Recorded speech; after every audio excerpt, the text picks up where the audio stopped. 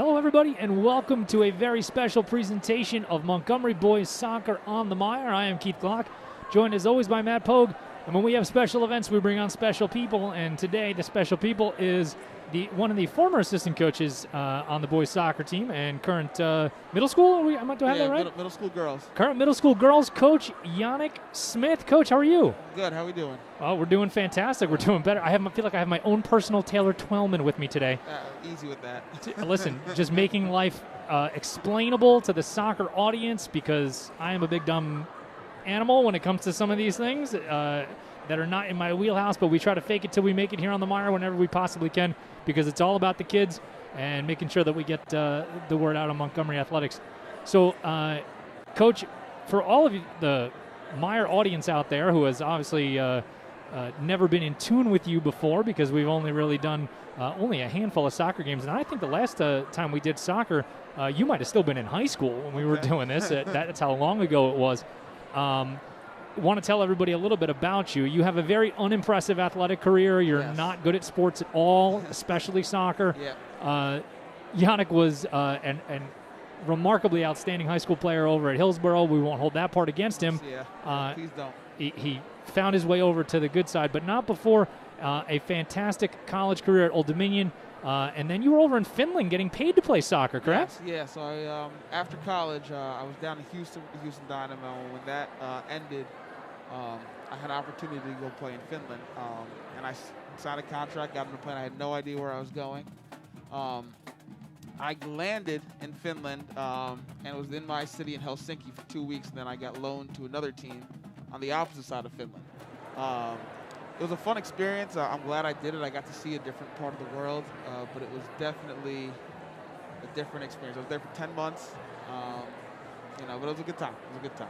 Well, that doesn't really compare to Polk's semi-pro rugby career that he played over in Ewing. Listen, I paid to play. I had to pay them to play. A little bit different experience between all of the nonsense that we have done and what you have done. So really excited to have you here with us. You have such a good working knowledge of this team, not only because you share an office with Coach Steve, but also having been an assistant on this team for the last couple of years. What do you as you kind of are now here looking at this at arm's length a little bit, what are the things that impress you about this Montgomery team in particular? I think it's just the amount of talent that's in this group. It's especially the senior group. When they were freshmen, we were very excited of what they would look like when they were seniors, and they've just gotten better and better and better, and they've picked up guys along the way. And it's just gotten to the point now where it's a very odd season, but they've shown flashes of brilliance at times. And this is the time that you want to be playing your best, and they got a lot of their guys rolling right now. So it's an exciting time for them. Sure. This being one of the strangest things we've ever experienced, obviously on so many levels with COVID. How do you think, and how has kind of Coach Steve behind the scenes said that his guys have held up as the season has gone on? They really have bought in, especially with all the precautions you have to take and whatnot, but they've really bought into making this season as regular as it can be. And they've really done a good job by, just him relaying this information to me of just getting the job done. It's not always pretty. Preseason was difficult for them. But they've never complained. They've never used it as an excuse. They just kept working, and they've got some really good results. And, if they can get one early, I think they can have a good day today. This is, and I think Montgomery is the type of team that when you watch, they appear to even the lay soccer fan to be a precision team, a little bit more of a skilled team rather than a, dump and chase, to use a hockey term there, playing long balls, I think, which is in stark contrast to Hightstown, who I think maybe want to play a little bit more of a game like that. When I assume you've played on teams where, they've employed a little bit of each of those tactics. Yeah. Which did you like playing better and why? And it's funny you brought up me playing at Hillsborough. Hillsborough, all we did was kind of go long and just kind of get after it. And, me being the short guy that's not my favorite thing to do. You kind of want to be a little bit more skillful and knock the ball around like I did when I was in college. But even when I played against Montgomery growing up, and Steve coached against me when I was a player, they've always wanted to get the ball down and play. And he's had a style of playing plays for over a decade. Just dated myself a little bit there, but Oh yeah, boo-hoo with you and you're dating yourself. Okay. Hey, save the age jokes for later. We gotta get them later. All right. But no, I think you as a player, everyone wants to get the ball down and play. Your style of play is kind of relying on the players you have, and Steve's very fortunate that he has a lot of players that do want to play the good soccer that you'll see today from Montgomery. The forwards, I think, are the folks that and I guess that's probably true in a lot of systems that they get a lot of the glory because a lot of the time they put the ball in the net. But this team in particular has a couple of very skilled guys as we play the ball forward in Ian Dollard and Jason Edelstein. And talk about those two guys a little bit and what they are able to do offensively to make this team so dangerous. Yeah, Jason was someone that we had since he was a freshman. And again, same thing, great left foot, very crafty player, and just works nonstop. And he's someone that every time you see him gets better and better and better. And that's been great to see. He's always been dangerous since he's been with us.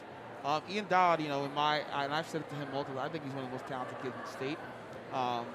Great pace, gets him behind, very direct, a nightmare to defend against. And he's somebody that, he's a game changer. He's somebody that Hightstown are definitely going to be worried about. And he's on every scouting report. Both of them are, a nightmare to defend against. And that's really what we're going to be looking for them to get involved early and see if they can cause this defense some issues. Well, the rain has cleared up. It was pretty miserable about 25 minutes ago when we first got up here. The sun is out. It is a crisp November afternoon in Skillman. We had the pleasure of sitting down with the head coach of Montgomery, Ricky Steeb, and we're going to take a break. We'll come back and bring that interview to you and all of that before kickoff. 3 p.m., the Central West B Group 4 quarterfinals. Try saying that 15 times fast. It's on tap. 3 p.m. is kickoff. Don't go anywhere. You're caught in the mire. This is the Montgomery Internet Radio Experience.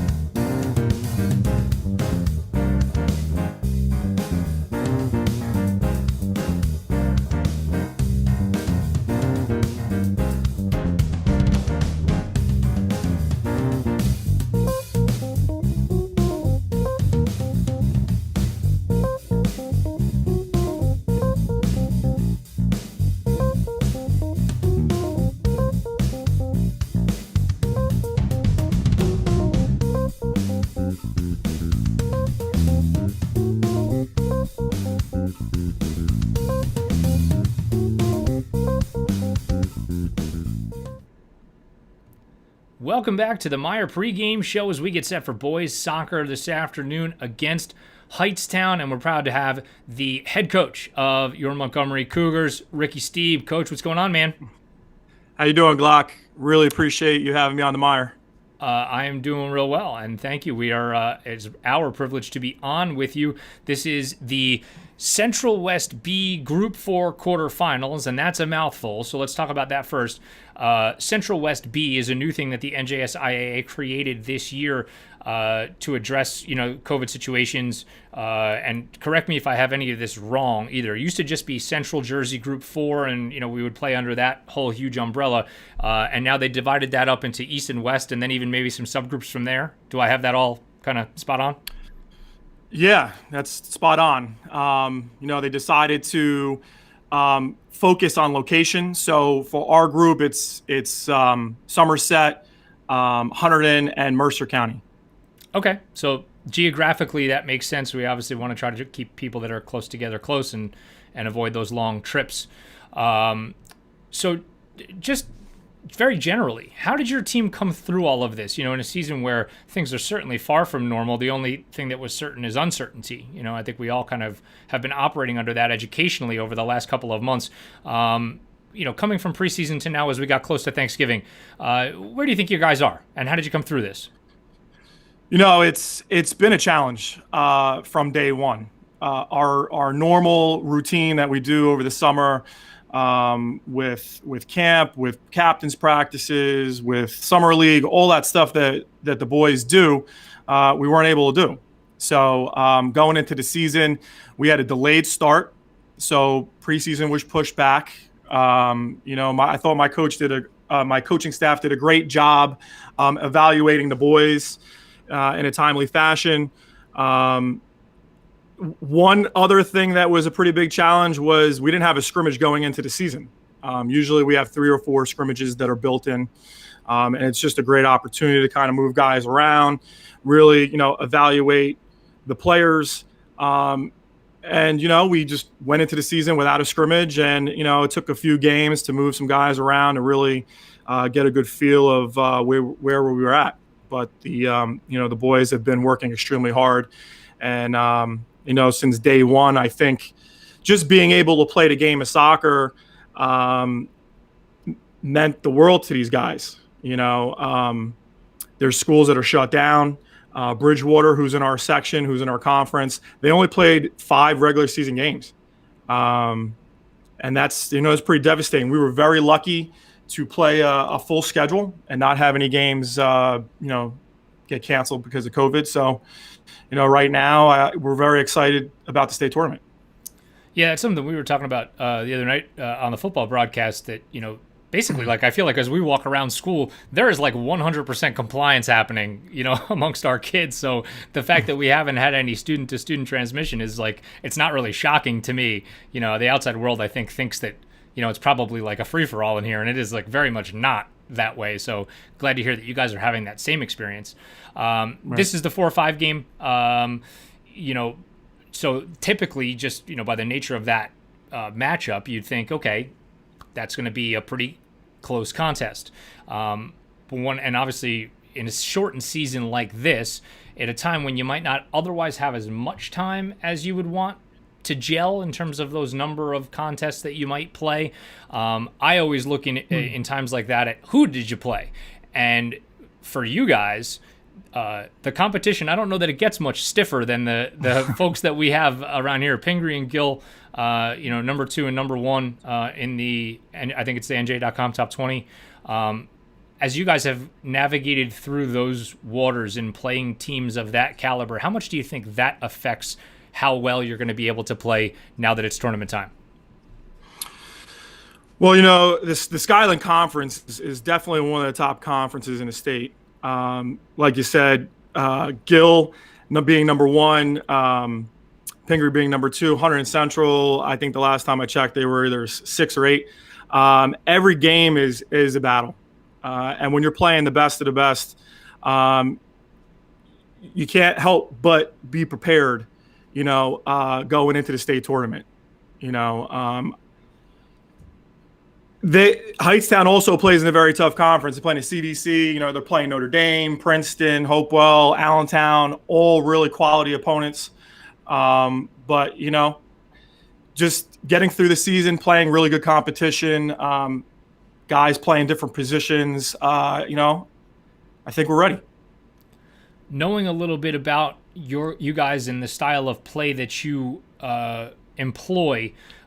To me, a non-soccer professional, and that is certainly what I am. There will be no elegance really to probably what the fans are going to get on the broadcast today, but I would call it a bit more of a tactical approach. Balls are probably on your feet a little bit more. Passes are a little bit shorter. Time of possession seems to be, to me, a little more crucial for you guys than more of a kick and chase type philosophy. Talk a little bit about your team, your style, and what you guys are hoping to accomplish today against Hightstown. Right. So we play a 4-3-3. And they typically play the same. So, it's going to be interesting to see our styles playing the same formation. And seeing how they're going to come out, if they're going to play it straight up or they're going to change their formation and go to a 4-5-1, play a little more defensive. I don't know. We talked about it with the team and, I think we're ready no matter what they do, if they're going to come out in a 4-3-3 or a 4-5-1. Our style of play, we like to possess the ball. We like to control the game. We like to dictate the game. And I think that's going to be a real big key in this matchup. Hightstown, they're physical. They like to get forward quickly. And if we can control the game, slow the game down, let them do some chasing, and then counter them when we can, I think that's going to be some of the big keys in trying to get this win. One of the things that, a lot of teams, especially at the high school level, don't do a ton that you guys seem to be real comfortable about. And this is going to be a long-winded question for me to get you to talk about one of your best young players. You guys have no problem in the back, utilizing your goaltender and feeling comfortable with the ball on his feet. Talk a little bit about Ben Oliu. And just how talented he is as a sophomore goalkeeper and how he factors into how you guys are going to try to, counterattack and redirect. Yeah, Mark Oliu has had a fantastic season. He's a young keeper, only a sophomore. NJ.com, he made, top sophomores in the state of New Jersey. He's a very talented kid, knows the game very well. Plays the position the right way, and our ability to be able to play the ball back to him, for him to collect the ball comfortably and distribute to, our backs or our mids or sending a long ball down the field. He's very good at that. At times it's almost having like another back there where he can come off his line, he can cut things out. And, he's just done a really fantastic job for us. He's made some huge saves, kept us in games. So, I can't say enough about him. And I apologize for mixing my two questions together. I said Ben Oliu, and I'm thinking Ben Choi as I'm saying Mark Oliu. But that's a crappy segue into getting you to talk about one of your captains. Right. Talk about Ben a little bit. Ben Choi, committed to Clarkson to play soccer next year. Certainly, from what I know of him, a remarkably hardworking kid. Is that hardworking mentality something that translates into the soccer field as you've seen it? Absolutely. Ben Choi has been a 4-year varsity player. He's definitely one of the most hardworking players I ever coached. It doesn't matter if it's practice and he's doing drills, it's 100% all the time. I mean, he leads by example. Everybody can see how hard he works, how much he cares about the team, how much he cares about playing the game. And, he's just an awesome role model to the younger guys. And he's committed to Clarkson. He's going to play at the next level. Very lucky to have had him in the program for the last 4 years. So as we kind of progress our way forward, just visually from the back to the front, you have a very talented front line. Marlon Montoya, Jason Edelstein, Ian Dollard really kind of make up a very potent offense for you guys, with Edelstein being your team's leading scorer, and you guys really being able to attack in multiple ways. Talk about your skill guys as you move forward. As we wade through the Montgomery bell there, apologies to all of our listeners out there. Talk a little bit about your front line and just the potential that they have to be as explosive as they are. I tell you what, they're a very exciting group to be able to coach. They're extremely dangerous. They have a lot of pace. They like to take on defenders, get behind the back four, and obviously with their stats, they find the back of the net. And it's like, if you're going to try to defend them, how are you going to do it? Are you going to man mark them? Are you going to put your best player on Jason? Are you going to put your best player on Dollard? And they're very unselfish too. I mean, Jason and Dollard have scored a bunch of goals, but they have a lot of assists too. So I think it says a lot about them that, they can put the ball in the back of the net, but at the same time, they're not that selfish, and they get their teammates involved. So if I said to you, Montgomery beats Hightstown, if, your answer is what? Montgomery beats Hightstown if, we could put together a full 80-minute game. If we can control the game, we can possess the ball, get in the final third, and finish our opportunities, we win the game.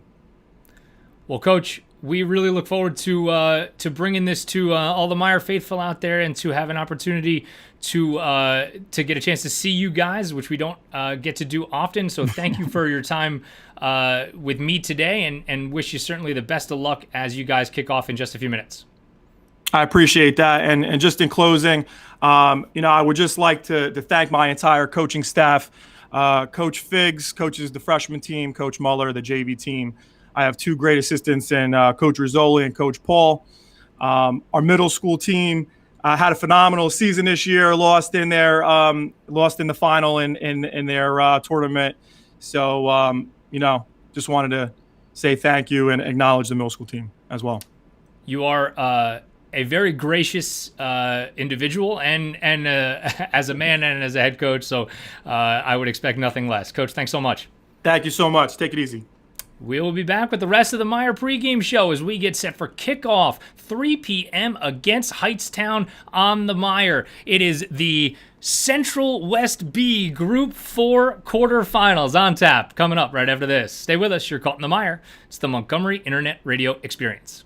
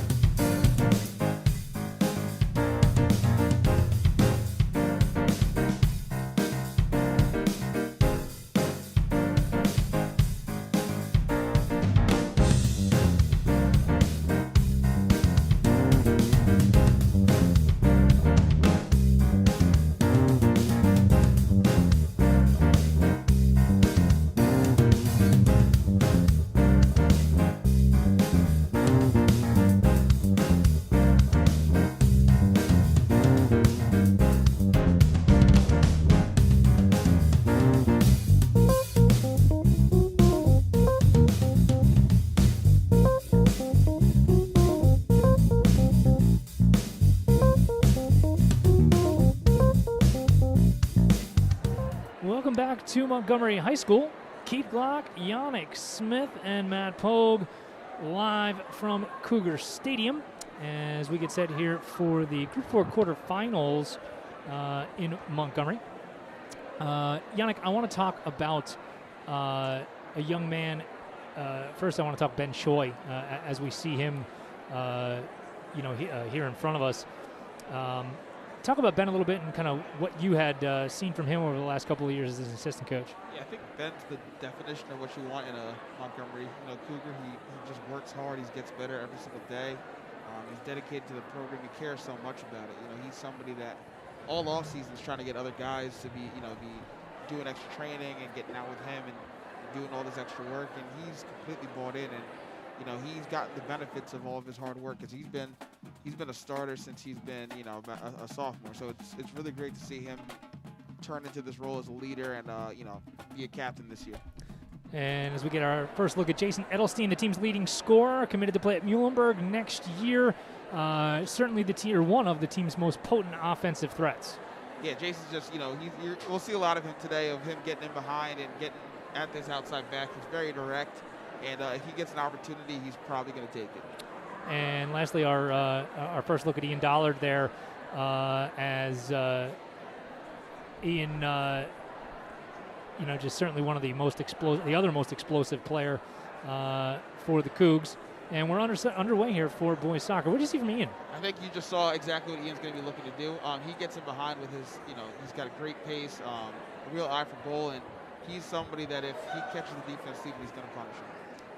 Coach Steve talked a lot about it. We're seeing here, it's always interesting when we, we feel like a little bit of prognosticators out here. We talked in the pregame with Coach Steve about the comfortability the team has in putting the ball on their goalie's, Mark Oliu's foot. And as we see our first attempt of the game, and no trouble there for Oliu, not even an attempt at a save. He has 104 of those so far on the season. He's one of the state's top sophomore goalkeepers. Mark's fantastic. He's played at PDA for years, and he was actually a field player there. That's why he's so good with his feet. He's somebody that will pull off, breathtaking saves. But the fact that he's so comfortable with his feet gives them the liberty of playing back to him, playing out of pressure, and it really helps your defense out when you have somebody back there that's so comfortable on the ball. Montgomery keen on attempting to keep possession as Edelstein wins that one in the air. And Steve talked about those second balls. It's not just enough to win the header. It's what are you doing with the touch after that, because you could win every header you want, but if you don't control the the play after that, that's pretty useless. Yeah, Steve stresses winning second balls. It's kind of how you gather the momentum, especially in state games where it's win or go home. It's all about momentum. You really want to get those second balls. You want to get the ball down early, and you want to be demanding, as much from them as they are from you. Montgomery able to keep control here in the early going, as now they push it out wide to Andrew Hans, and he will look to create into the middle. So as this game unfolds, Montgomery keeps possession, assuming this kind of keeps up. This is really the kind of game Montgomery wants to play, correct? Yes, they want to, we want to dominate the ball and have as much possession as possible. And that's how they're going to generate chances. We do have the ability to hit teams on the counter, but like, we talked about earlier, a lot of our players. As we see it here with Edelstein through and across, and a first good opportunity there is just missed by Montgomery. And that's what you've seen there, 7-10. Edelstein to Dollard. That's could be a theme today. Yeah, I think it's something that they definitely were looking for to kind of exploit. But you see, we rather than going on the counter, really lulled them to sleep, and then had a fantastic opportunity where the high press is working, and we'll look to keep the ball from here and just keep doing what we've been doing. See Montgomery there with capitalizing on the turnover for Hightstown, I should say, to keep possession here in the offensive end. This becomes a war of attrition at times, just from a stamina standpoint. When you have one team that wants to play like this, like Hightstown does, and if Montgomery dominates possession, it's you hope you wear them down as the game goes on. And it's definitely frustrating for Hightstown, because they want to get the ball and they do want to play a little bit, but they're going to kind of be resigned to playing a little bit longer than they probably want to, because Montgomery is going to dominate the ball for long periods of this game. Well, talk a little bit about your playing career too. You know, as you kind of go through all of this, as we get our first whistle, and Montgomery will play it forward quickly here, and not able to do much with it. But in your playing career, you know, what did you prefer in terms of your most productive years? My most productive, I mean, I played as a forward, and I played, you know, predominantly in a team that was, you know, bigger, stronger, more athletic, but I was able to be that last kind of piece of, you know, that final ball gets in, and I was able to kind of take it and score. I would have, you know, really loved to play in a team like this where they do have a lot of possession and they do create a lot of chances, because as a forward, that's what you look for. You know, I equate it to a basketball player, the three-point shooter who gets a lot of shots. You want to get in a rhythm by getting as many opportunities as you can. Hightstown re-triggering on the offensive end, and no sweat there for the Cougs. On the back line, Austin Dumas has really been a bright spot for Montgomery this year. You know, somebody that Coach Steve talked about being a consistent contributor over the last two seasons. You know, an impact freshman a year ago, and somebody that just kind of came in from day one and has been a mainstay. There's a turnover, but Montgomery able to recover. Some cautious play in the back, and that was well done again by Dumas back there. Yeah, I think with Austin, you know, like you said, he's just done a great job from day one. He's never worried. He's never, you know, nervous. He just goes out there and does his job. You know, playing against Pingree, they're one of the best players in the state. As you see, Edelstein trying to make a run here between three Hightstown defenders, and he's able to corral it, but loses a little bit of that advantage. Let's see if Montgomery can continue to attack, as it will end up, and can Hightstown save it? And it looks like they cannot. Nearly an opportunity there. Yeah, and I think you see it again. That was Ian to Jason, just like we had the other opportunity earlier. Those two are going to be dangerous all day.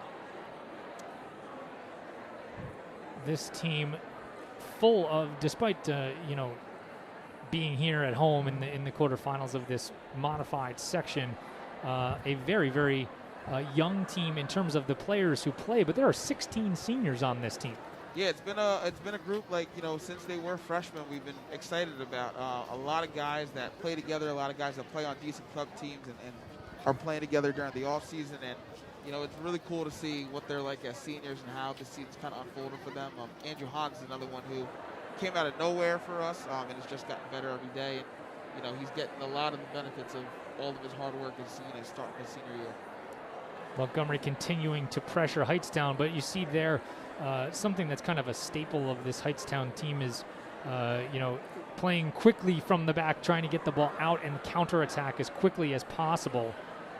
That's kind of what they're known for. They try to play a through ball here, and they are able to do so. Here comes the first legitimate opportunity for the Rams, and a great job by Oliu out there to get control.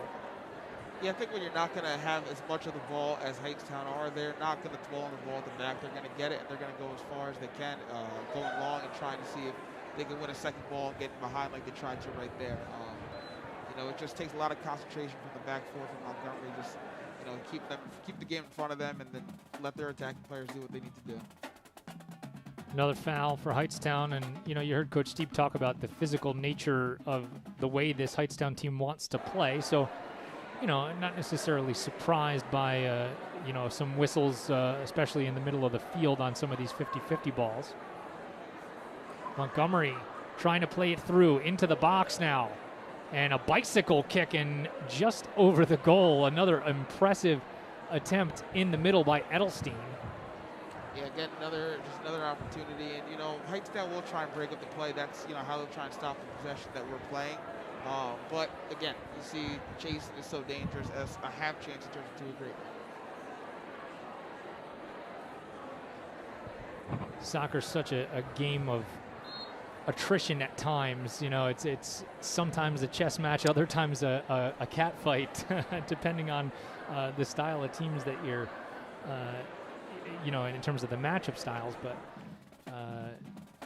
how much of that cat and mouse game and that chess match, how long, you know, as a player when you're out there, how long does it take to kind of feel out, is our approach going to be the correct one here? Is that something you find happens rather quickly, or? Yeah, in high school especially, you have to kind of make a decision quickly if it's working or not, because things, can change so drastically. You really have about 10, 15 minutes to really feel the other team out. Then you have to kind of decide, is the game plan working, or do we have to change to something else? I think that this is one of those games where, we're going to stick to our game plan and see, I think the first goal will really tell how this game's going to play out. Edelstein sends it back to the middle and gets it on frame, but a good save out there from Hightstown and their keeper, Luis Alvarado. So a good left-footed try there from the Montgomery captain.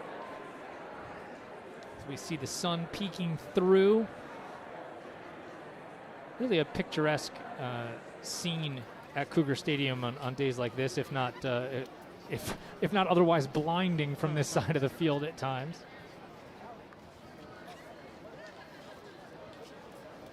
It's always tough, even sometimes, as an official to see what the heck is going on at these, as the kids would say, Yannick, in the golden hour as we approach there.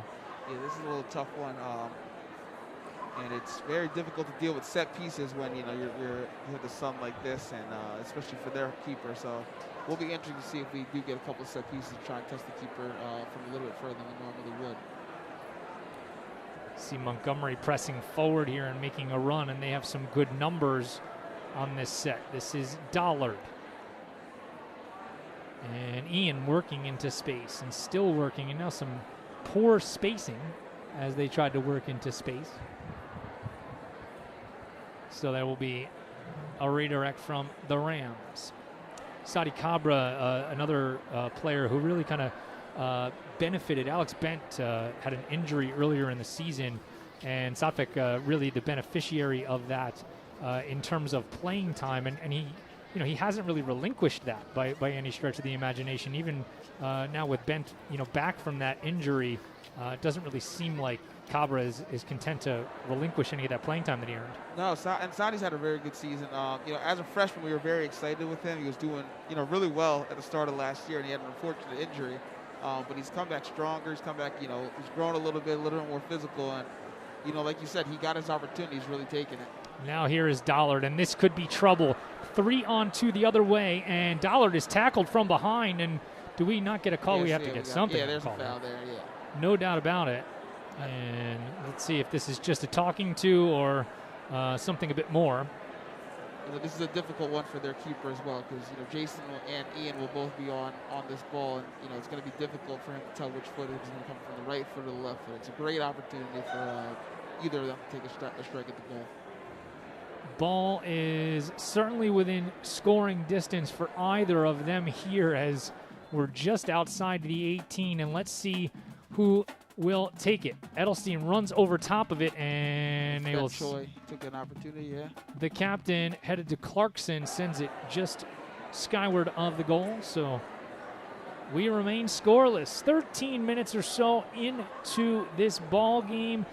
The NJSIAA group for Central West B, as if they did this without any thought of announcers possibly. Well, you got it down to a T. You've said it 4 or 5 times. I can't even remember it. So when I tell you, I typed it out 5 or 6 times on my iPad this afternoon, and then just looked at it and stared at it, so that I said I have to remember this. It's a great way to spend your day. Oh, so the stupid memorization tactics that we all employed in high school is we're going to have our first corner of the afternoon, and this one for Hightstown. Sometimes in trying to memorize these rosters and other stuff, you use those memory devices as is that in? That ball is in the goal. My goodness. It's just a miscommunication in the back for Montgomery, and it was a left-footed cross off the corner, and it looked like it caught Olyu a little bit off guard. Yeah, I think it was a bad flick from one of the defenders in front of him trying to deal with it. Hightstown are notorious for being, very strong on set pieces and how they, take advantage of them. And you saw it right there with a great delivery. Very difficult for the defender to deal with. And, now we have to see Montgomery bounce back. Exactly at the 13-minute mark, Hightstown grabs the lead. This is the 4-5 game. Montgomery, the 4 seed, and Hightstown, the 5. And I think this is, this is kind of what Hightstown's looking for. They're now, up a goal, and they can kind of sit a little bit deeper and play on the counter like they have been. So the Cougars are really going to have to step their game up and really focus on, creating chances, and they'll eventually have to take one.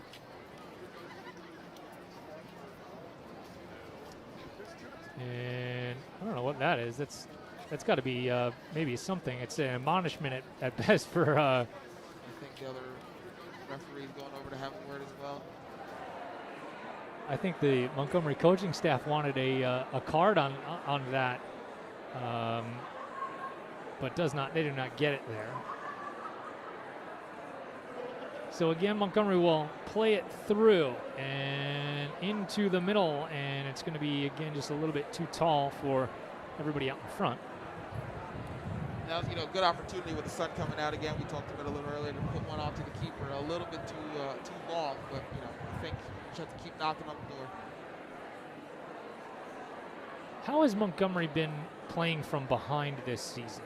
Is this team equipped to do that? Absolutely. The fact that they generate so many opportunities, as we've seen already, it's an extremely dangerous group. But they just have to take one of these chances, which they've shown that they can all season.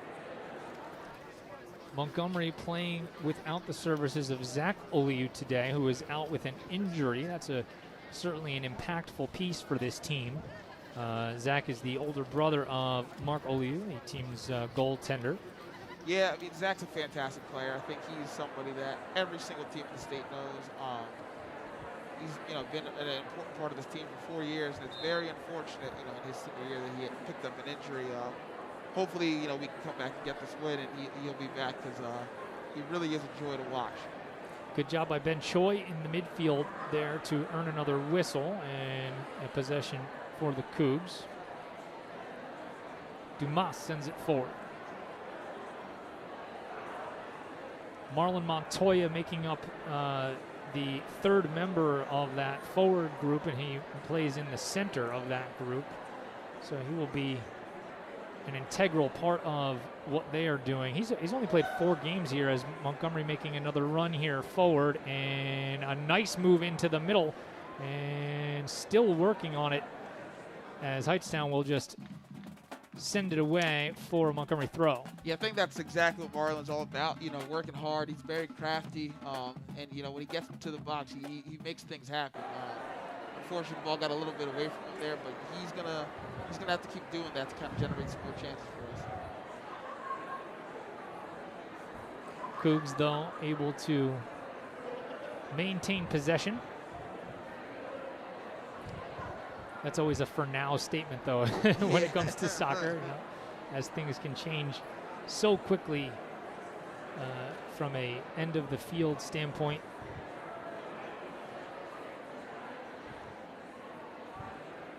Good communication there from the Cougs. Giovanni Puglisi able to play it back to Oliu, who sends it up the field. Puglisi, another bright young player for this Cougar team. Certainly made an impact in the back. Yeah, as a freshman, Gio's one of the, I think, best freshmen in the state. He didn't play last year. He's, playing academy level soccer, but he's back this year, and he's just been very good. He's been, very consistent at the back, and he's an emerging leader for this group. Another whistle in a dangerous spot for Hightstown. So Montgomery with another really, really advantageous scoring opportunity here. Let's see what they do this time, if they change anything up. Looks like an indirect free kick, not a direct, so someone's going to have to touch it before it can get to the goal. Take our audience through that. What determines that? It's really not as serious fouls, whether you're going to call it indirect or if it's a simple kind of something the defender did wrong. I'm not really sure what the call was there, but they're going to have to see if someone can get a touch on this before they have a go at the target. So it will be Choi again, who sends it towards Edelstein, and he'll play it into the middle. And a really nice set piece from Montgomery there And Hightstown wanted a handball but didn't get it.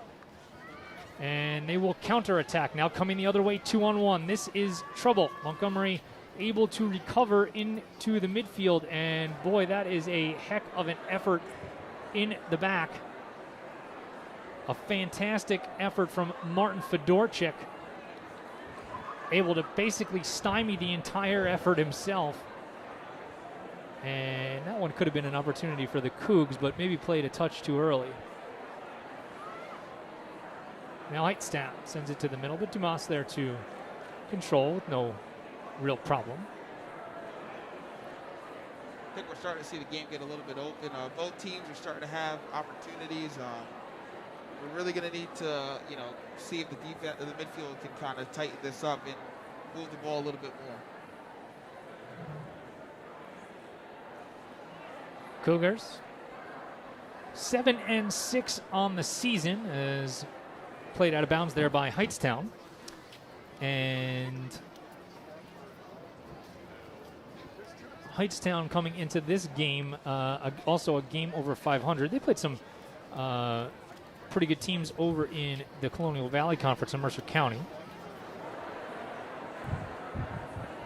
And just a mistouch there by Andrew Hans. So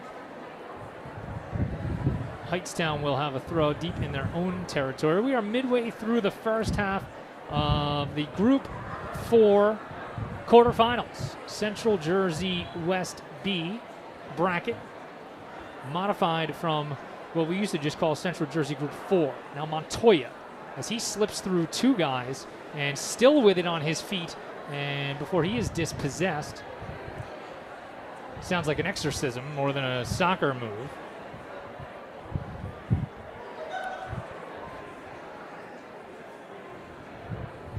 As now Edelstein, he tries to run underneath it and cannot. It's interesting in sports like soccer, sometimes you can feel like you're in complete control of a game, and yet somehow, and here's Dollard and a great ball through to the outside, but nobody quite home to receive it for Montgomery. As Dollard gets himself into some space and a shot, and that's a misplay by the goalkeeper there. That ball is headed wide, and he puts a touch on it anyway, so it's going to get Montgomery its first corner of the afternoon. Hightstown's really trying to they're soaking up a lot of pressure right now. This is where we really need to capitalize. We have a lot of numbers forward, but this is where they are dangerous on the counter, as we saw before. Ben Choi, the captain, will take the corner for Montgomery. As you see some jostling in front of the net now, as Choi sends it to the middle, and it actually got to get itself all the way through, and it's off Montgomery for a Hightstown goal kick.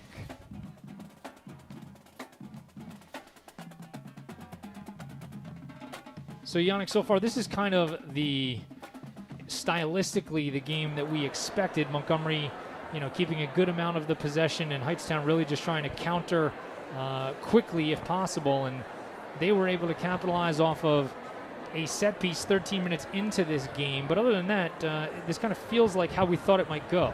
Yeah, it's one of those games where it's unfortunate that some of those early chances didn't go in for Montgomery, but they have to stick to what they're doing and stick to the plan, and keep playing their game, and they will get rewarded eventually if they keep this pressure up. They just have to keep it together at the back.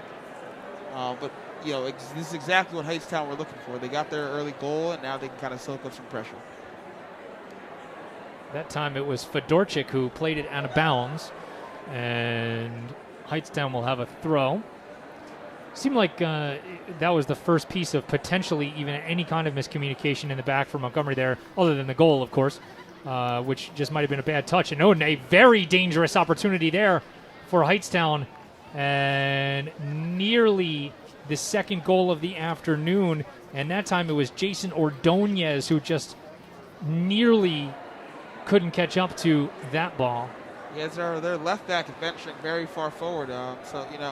When they do have opportunities to go forward, they will send a lot of numbers, which leaves a lot of space at the back for Ian Dollard and Jason Edelstein to get into. And that's where you hope Montgomery can be the ones to counterattack. Yeah, it's and it's kind of a, like you said a little earlier, cat and mouse kind of game.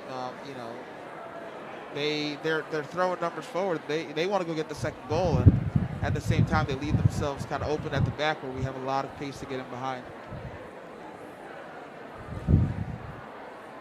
Cougars really kind of dominating the possession as we get another whistle, and Montgomery will try to push things forward. And we're going to have our first yellow card of the afternoon, and that was, I think they are going to book that one to Sebastian Contreras. Must have been a bit of a verbal. Unless he said, did they say 24 there? I thought so. And if in that case, it would be Kevin Pintado. Yes, 24. That's Pintado. He must have had some words for the official that he did not enjoy. So our first booking of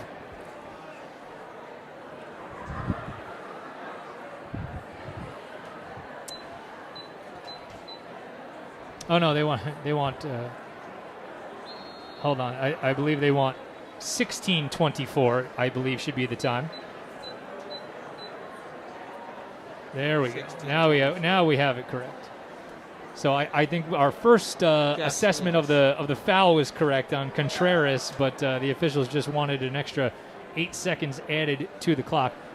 That's one of the old officiating nightmares. You never put time back on the clock. Yeah. So we learned that in officiating school. Unless there's some kind of video evidence. You catch me never putting time back on a clock, I'll tell you that. As a player, you always want it when you're losing, and you want less of it when you're winning. Oh, it's yeah. Always one of those.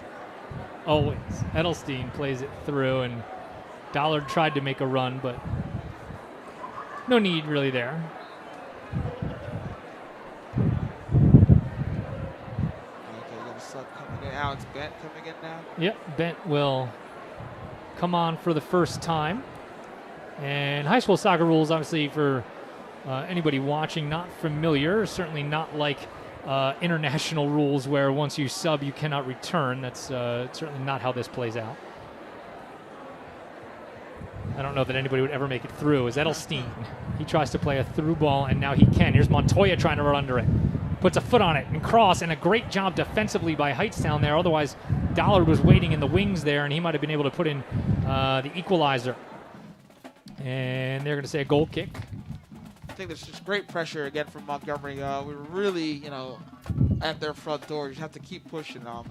Got to start making a little bit easier chances for our attacking guys, but the pressure's fantastic right now. Cabra was the man there for the Cougs. You see Puglisi playing that one back to Oliu without any problems for Mark, and he's able to connect. There's a great ball off the left foot of Edelstein, finds Montoya, and he will make another run, and another nice defensive play there from Hightstown. And in the back, that was Kevin Pintado.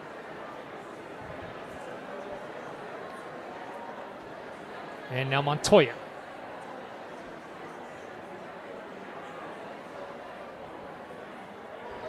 That nearly single-handedly from Dollard, as he now plays it through, was just a fantastic individual effort to keep that ball down in the sand. Montoya, though, has been pretty impressive, Yannick. He's only played a couple of games this season. I believe 4 contests, 3 goals and an assist in 4 contests so far for Montgomery this year. You'll take that every day of the week and twice on Sunday. Absolutely. He's been very, very dangerous. He had an unfortunate injury, which has been a lot of these guys early this year, but he's come back and he's played very, very well since his return. And he's popping up with some important goals, which is what you want this time of the year. Another turnover.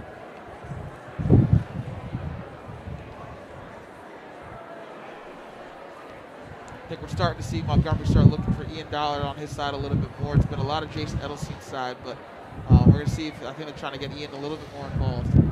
Here's another chance for the Cougs as they push forward. And is that going to be a foul? That could be a penalty kick. It looks like it. Just have to clock. Is that Yeah, good? Are they awarding a PK? It looks like it. A foul on Hightstown in the box, and there's going to be a. Looks like they're going to have a little discussion to see where the foul was. This is a big call. Let's see what the officials do here. Yep, and yes, they've given it.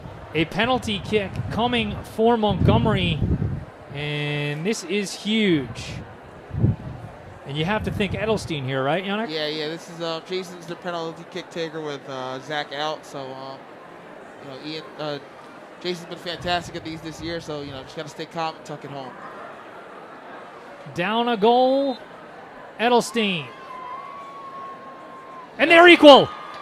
Jason Edelstein, his 11th goal of the season, and Montgomery's tied it at 1.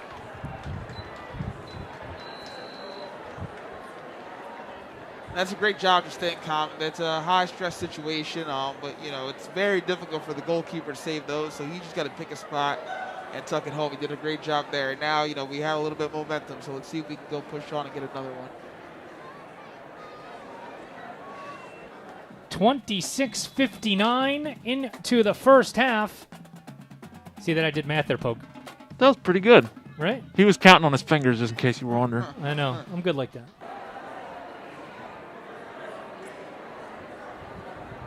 And Hightstown now will regather.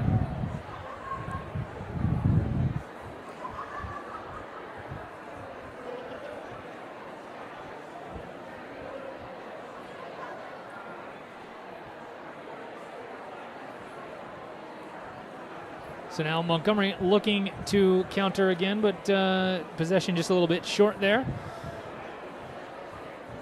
now it's Bent with a very good tackle. Will be interesting to see how Hightstown change up their game plan. They already look like they're stepping a little bit higher. They have been pushing numbers forward, so let's see if they push any more. It has been, though, in what we would call settled situations in other sports. Hightstown playing an extra man in the back. It seems like compared to what they might normally do in reaction to this potent Montgomery front line. That's definitely something that they definitely looked into. As another opportunity now for Hightstown here in the back as they send it into the middle, and a good job of clearance in front of Oliu there. And again, that was Fedorchik, or check that was Andrew Hans. Yeah, and I think, when they scouted Montgomery, they definitely looked and saw the offense and thought to stick another person at the back. But, they may have to push another person forward now with how the game played out. Ariel Barreto on the cross, and that one just a little too tall, so a goal kick.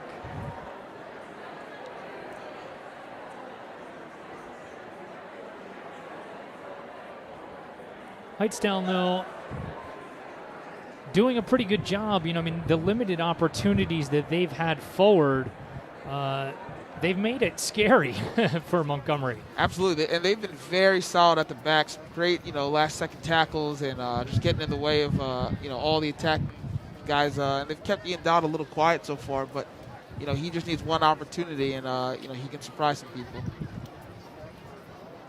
So let's see if Montgomery can give him that opportunity, as Edelstein is dispossessed there, but it will be a throw for the Cougs.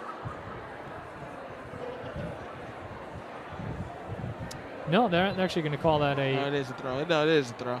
Okay, I was going to say. It's... Ben Choi doing one of the things I used to teach him. He's always trying to take a free kick there. Good job defensively from Hightstown that time right in front of us. Jasue Vintimila.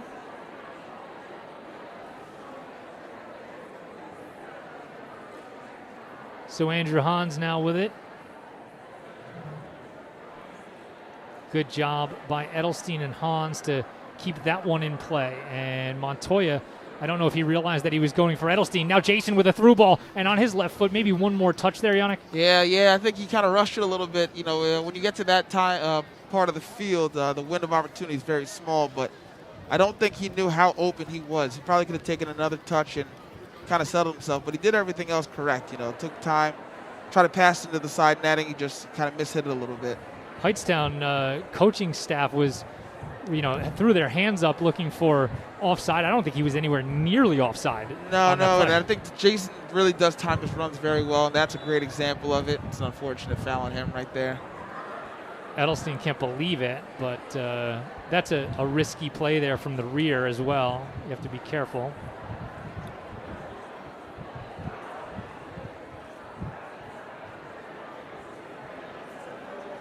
Weather's starting to get a little nasty right now. Yeah, this has been a little bit like upstate New York, more so than anything else. This OLU plays it on one bounce. We've gone from normal weather as when we got here, and then it was sunny and fall-like and beautiful, and now we're playing. It's the Carolina Panther or the New England Patriots and the Baltimore Ravens. That's what it looks like right now. From the other night. No problem. And another whistle. Tough one. I think Warren had a chance to play Jason in there. The ref, made a little call early. Let's see what we can look for now. Cougars playing it to the outside and still in bounds, but played out by Hightstown. Yeah, the rain really coming down here now. And I looked it up. I wasn't expecting this. I saw a 15% chance of rain. Well, 100% chance it's greater than 15. Yes, how about that? Absolutely. It's raining a lot right now. This will, play into Montgomery's style of play. The ball will move a little bit quicker, and that's what they're looking for. Well, you just answered my question. That's why you're here. That's what I try and do. Try and help you out. Oh, man. Listen, we're boneheads at a lot of different things, but I can tell you one thing. There's a lot of stuff that we know that we don't know. So in those very obvious situations, we try to bring in the people who do. So can't thank you, Yannick Smith, for being here with us. This is fantastic. When I get called down to the office, it's normally not the best thing, so I was happy for this call this time. Really called down to the office like he's in trouble. Oh, goodness. Edelstein. As you see, the back line of Hightstown there playing three defenders very well back. Yeah, they're really trying to keep the game in front of them, trying to limit the space in behind, which actually gives Montgomery a little bit more space through the middle. And that's where we're starting to generate chances from, just having a little bit more control in the midfield and trying to hurt them with these through balls. This could be some trouble, but Hightstown not able to connect on it. And they're going to say a corner for the Rams. This is where Hightstown's very dangerous. They have, scored a lot of goals this year off set pieces. They're, one of their best opportunities where the goal came from was a set piece. So Cougars really need to be, locked in right now and ready to go. Ariel Barreto sends it into the middle and easily cleared away by Montgomery here. And this is where we want to go fast. We have numbers, we really need to try and exploit this. They send it forward for their leading scorer, and he's trying to make an individual play on it. Kind of a 1-on-3 situation. No call there as Hightstown will continue to advance. This is the game that we were afraid Hightstown might play as a dangerous play into the middle, and OLU there to corral it, and a very dangerous situation for the Cougs. And Marks did well to kind of stand his ground and be big. That's a situation where a lot of keepers will charge out. Actually gives the striker the better opportunity there. But Marks stood his ground well and just was able to kind of catch that ball and get us out of that situation. Luis Hostetler was the man forward for Hightstown and very, very nearly had the team's second goal. I think the game is starting to really get open now. I think Montgomery really needs to kind of put their foot on the ball and slow it down a little bit and just start playing their possession-based game again. That's how they started generating chances earlier. And Hightstown want to play a nice open game where both teams are stretch and create chances. Rams attempting to play it forward again, and this again is Hostetler as he'll play it into the box.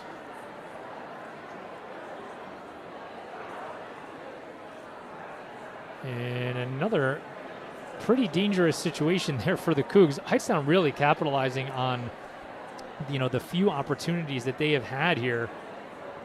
I think you see why they're a high-rated team in states. They do create chances when they do get on this counter. They have played their game plan very well, sitting in, and when they do throw numbers forward, they are very dangerous. So definitely something that Montgomery needs to be a little aware of at the back. 4 minutes before halftime of the Central Jersey Group 4 quarterfinals. Central West B, to be precise. And the Rams now playing a little Montgomery ball as a powerful left-footed shot is well wide of the goal. So no issue there for the Cougs. Can Montgomery mount another scoring effort? That will be the question. Then they got to keep just plugging away, trucking on, So we always use that joke in driver's ed class, tell the kids just keep trucking along when you can. I know we talk about Hickory Driving School a lot. That's their motto, just truck along. So got to keep these kids, the Cougars got to keep doing that. First time we've had to deal with weather on the camera, Pogue. You're doing a fantastic job over there. I mean, I'm terrified for the camera, but I'm glad it's working. So far, so good, as Oliu there again to corral that one, and he will try to counter, or trigger the counter at least, for the Cougs. Edelstein gets run over from the rear, and that one will go to Hightstown. Yeah, it's interesting. They've really gone down Jason's side a lot, and he has shown why he's so dangerous, and he's hit double-digit goals this year. And Hightstown has actually slid another defender towards his side, so they definitely are kind of worried about trying to see if they can deal with it defensively that way.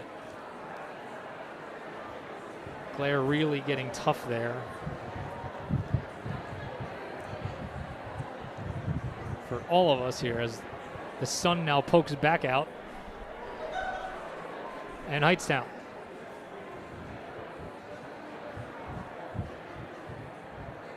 Good job by the Cougs.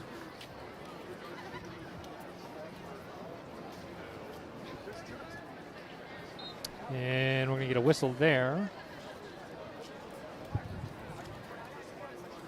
See if we can get that water off of that camera at the half for you, as we have about 90 seconds to go before halftime. See if we can improve everybody's viewpoint of what's going on. But it's been an entertaining first 38 and a half minutes. Yeah, I think when you get to the state tournament, this is kind of what you want to see, where both teams are creating chances, two different styles of play. It's been a very good first half. And, of course, the sun's coming back out now. Of course. I mean, maybe we'll have snow in the second half. We can just run through everything that we could possibly have to deal with here, weather-wise. If it starts snowing, I got to get out of here. That's it. I'm leaving. Calling it. Oh, boy. And I also want you to know, I don't know if we're going to invite you back. This has become the most professional broadcast we've done in, at least a couple of years. And I don't know if that fits my style. Hightstown, as they play it through. But a good job by Montgomery. No, I sincerely apologize. I'll get a lot more unprofessional in the second half. I'll do what I can. Everyone in Meyerland appreciates that. I almost said Meyer Radio Land again. I guess that is the name of the website. We're a bit antiquated at this point with that, but we started as a radio brand. It sounded good. It sounded good when you said it. Thanks, Coach. We are nearing the midway point of this ball game. Hightstown trying to make one last run, if possible. Dumas out there for the Cougs, and he does well to limit that attempt. As bent, not enough contact for a foul. So can Hightstown get after it here? The last couple of seconds before the half, but another nice job in the back by the Cougs, and that will take us to the half. So credit Andrew Hans that time for keeping things level. We have played 40 minutes in Skillman in the Central Jersey West B Group 4 quarterfinals. There it is. Still haven't messed it up. We're going to take a break. We'll be back. We'll get some water off this camera. Hopefully we won't have any snow, and we'll be back with some analysis in the second half. Coming up right after this. You're caught in the mire. It's the Montgomery Internet Radio Experience.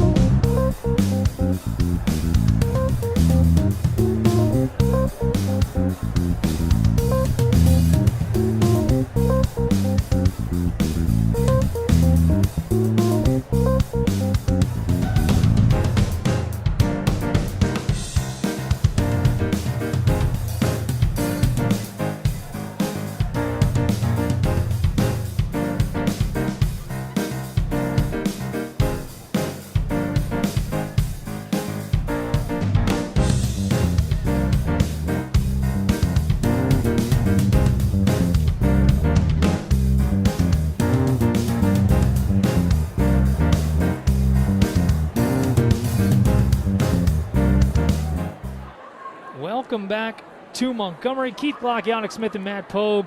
We are at halftime of the Central Jersey Group 4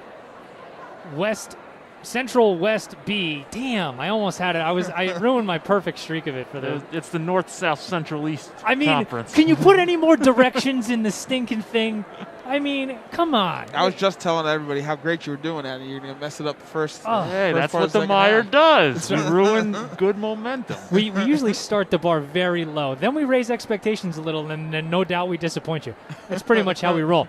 So anyway, Yannick, Montgomery able to, on the foot of Jason Edelstein's penalty kick, able to get level at 1 here. Montgomery going into the second half, what are they really looking to do in terms of, or do you change anything, or are you happy with how things went? I don't think you change anything. I think they've generated so many opportunities. They've played well. They've had chances, and to be fair to Hightstown, they've defended very, very well.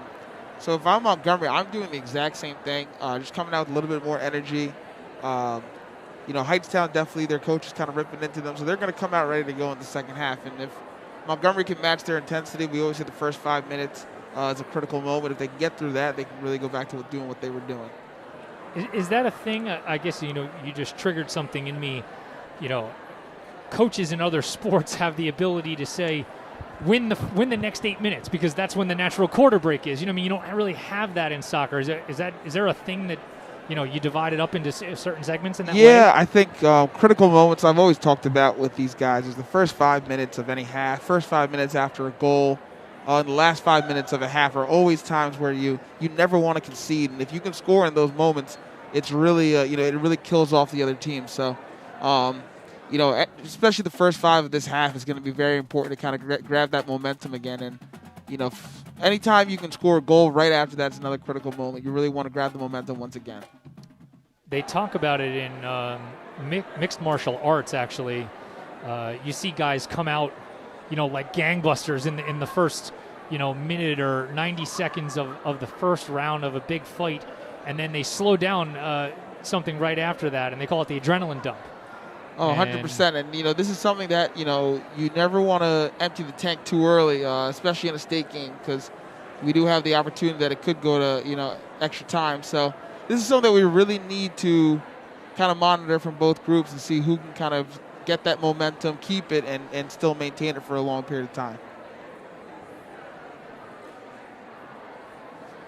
Montgomery now attacking in a direction that we don't love because we can't see anything.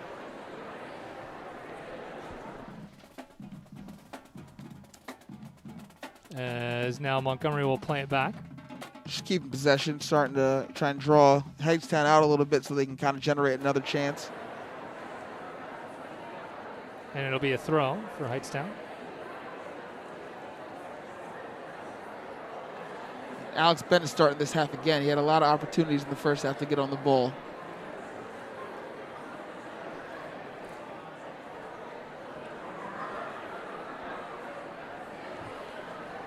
Good job out of you, Pogue. A little dance there to try to get the scoreboard back working. I was just saying, it wasn't stressful. We need a little of that. All things technical, and most of what you see that makes this production look pretty are courtesy of Mr. Pogue. So I'll always say Pogue is very light on his feet, very nimble. He's moving around here. He's a big guy. You wouldn't even know. Yannick, I got to tell you a story as soon as we get a minute here. And that clearly was like a handball. Yeah, oh my goodness! I think the refs missed that one. Big time. That was very clear, and a miss there from the officials, which provides a fantastic segue for you. Talk about Pogue being athletic. I somehow snookered Pogue into becoming a lacrosse official. So, I mean, what better way to let somebody who has never officiated lacrosse before learn is over this past summer I brought him with me to officiate 2 of the top 5 teams in the state. What could possibly go wrong? And he did something that was one of the most athletic things I've ever seen an official do, and I'm being totally serious about this. He was just, and not through no fault of his own, was in a spot that like the kids just converged on him. You know, I mean, sometimes it just happens. Yeah. As Hightstown now will send a ball through, and maybe a little miscommunication, but a good recovery by the Cougars. And maybe out a little bit of danger, and maybe not. Can Hightstown save it? Yes, but now finally cleared out by Montgomery. So he just got himself caught up a little bit, and he slid in one motion and was like a pop-up slide into second base, avoiding 2 kids from absolutely murdering him. The kids on the field all went, whoa! Like, multiple kids like commented during live play about what Pogue was able to do. Pogue's a very impressive person, so it doesn't surprise me at all. I didn't know what they were talking about. Can Montgomery get? They were offside. Yeah, Dollard looked offside there. And the hand is up. So, now listen, I'm going to do this for a second, but, this doesn't happen very often. Make sure that's recording. Is that recording? Okay, good. All right, good. I was out running this afternoon and thinking about, just trying to clear my head a little bit before this game, which I kind of like to do because, and we're going to get a foul there. No? Yeah, they're going to say a free kick for Hightstown. That, just like to get my thoughts together before a broadcast like this. And, Pogue and I had been constructing what we wanted to do over the course of the weekend and certainly the early part of this week. And I was thinking to myself how grateful I was to have you on this, Pogue, because I just honestly this could not be done without you. And it's, if we tried to, it would be a failure. So, okay, that's it. Yeah, I appreciate that, but that was weird. We don't do that. What is that? That's a really sentimental moment. I'm glad I could be a part of that. Let's go back to making fun of there's no instant replay. Let's do that. That was better. Well, there's only so many things you can do on a day where you got to work the camera, so we'll let you slide on that. Here goes Marlon Montoya again. This was triggered by the save from Olio. Into the middle, Edelstein puts one touch on it, and it was just high over the crossbar. That would have been pretty. And it's just Marlon again just causing trouble for this Hightstown defense. He turned the defender really quick and got in behind, and he's just been doing that since he's been back, and that's why he's contributed so many goals in such a short amount of time. I have really been impressed with the play of Montoya in the middle up front.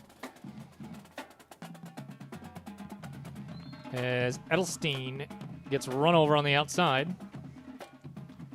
I think the Cougars did a good job of matching their intensity to start the half, and it's starting to settle down, and you're seeing we're getting a lot more possession and starting to get a little bit more opportunities. Really need to take one of these now. You see the captains, Edelstein and Choi, there together. As the Clarkson-bound senior will play it forward for his teammate, and now into the middle. And Dollard tried to put a right foot on it, but Hightstown there to cut him off. And this could be trouble coming the other direction. Hightstown looking to re-trigger. A fantastic hustle play by Fedorchik to get back in the hole, as they say. And now the Rams play it through. Pretty good angle on that. That actually was maybe a little bit more dangerous than the play ended up and how it concluded. But yeah, it's a good ball by the Hightstown player, and I think Giovanni Puglisi had it covered if it did get to that spot, but it was a good ball, very dangerous. Now they got a corner out of it. It will again be Ariel Barreto who will put a right foot on it from the corner. And as he sends it skyward, Oliu punches it out, and a missed opportunity there from Hightstown on a second chance. And now can Montgomery redirect?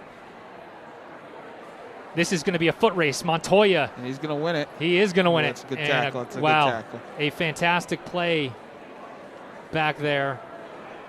Again, that was Kevin Pintado. He's had a very busy game over there at the back.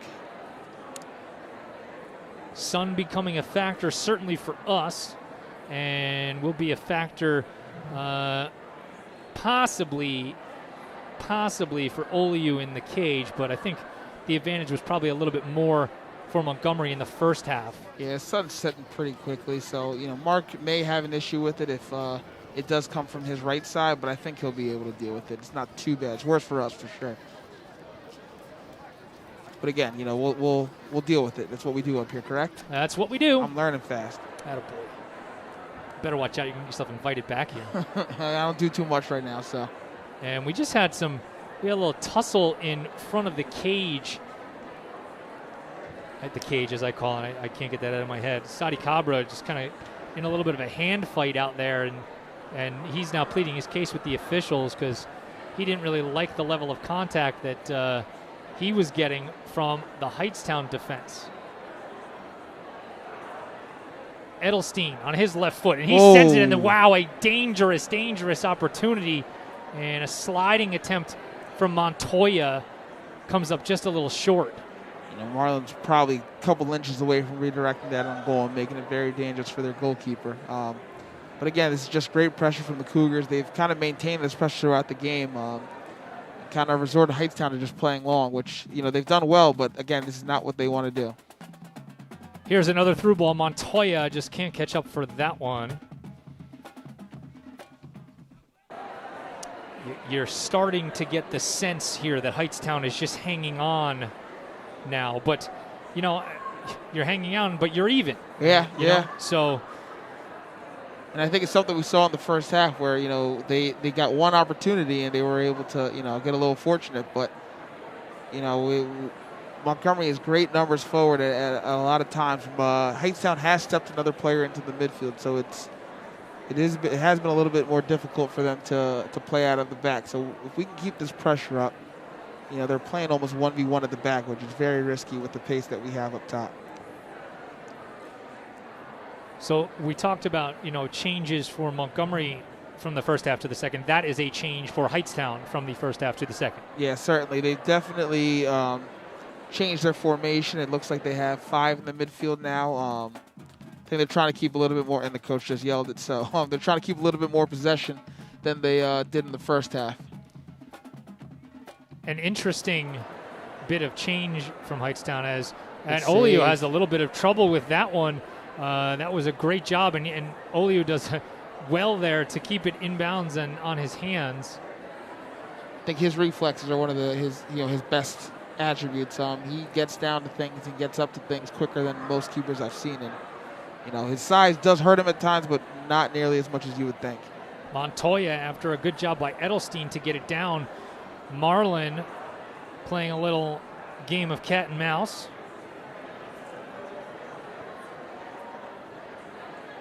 And a good job again in the back by Hightstown. I think we have seen the Cougars miss Zach Oliu a little bit in the midfield. Sure. He's fantastic at playing those through balls, especially to Ian and Jason. And I think, this would have been a game that's very open, would have given him a lot of space to operate in the middle. But they have maintained possession even without him. So the opportunities are there. It's just going to be who can take one.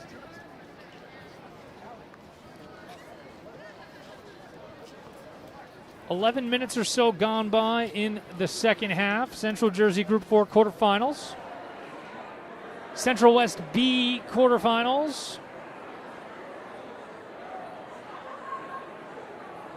It was a Hightstown goal 13 minutes into this ball game off of a corner kick for the Rams. And Montgomery got even with 13 minutes to play. It's been lucky number 13. Maybe that bodes well for Sadi Cabra. He wears number 13.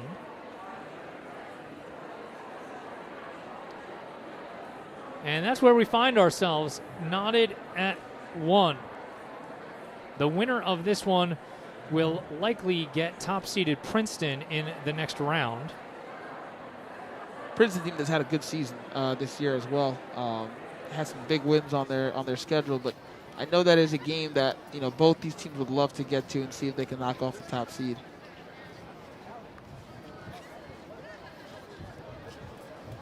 Good job by the Cougs, and Montoya takes that one off the noggin. Yeah.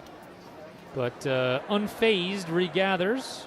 I think that's just par for the course, right? Yeah, you kind of have to go with it. Never like to deal with that as a forward. Dollard with pace now. And he takes a big swing, and good job there by the Rams.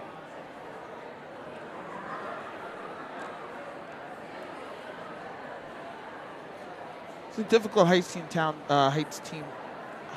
team. Easy for you to say. Yeah, to break down. They really do get in front of a lot of things, and they are pretty compact when we get around the 18. So it's going to be difficult to break them down and get that last opportunity to kind of take the lead, but still plenty of time. Dumas, a good job there for the Cougars in the back.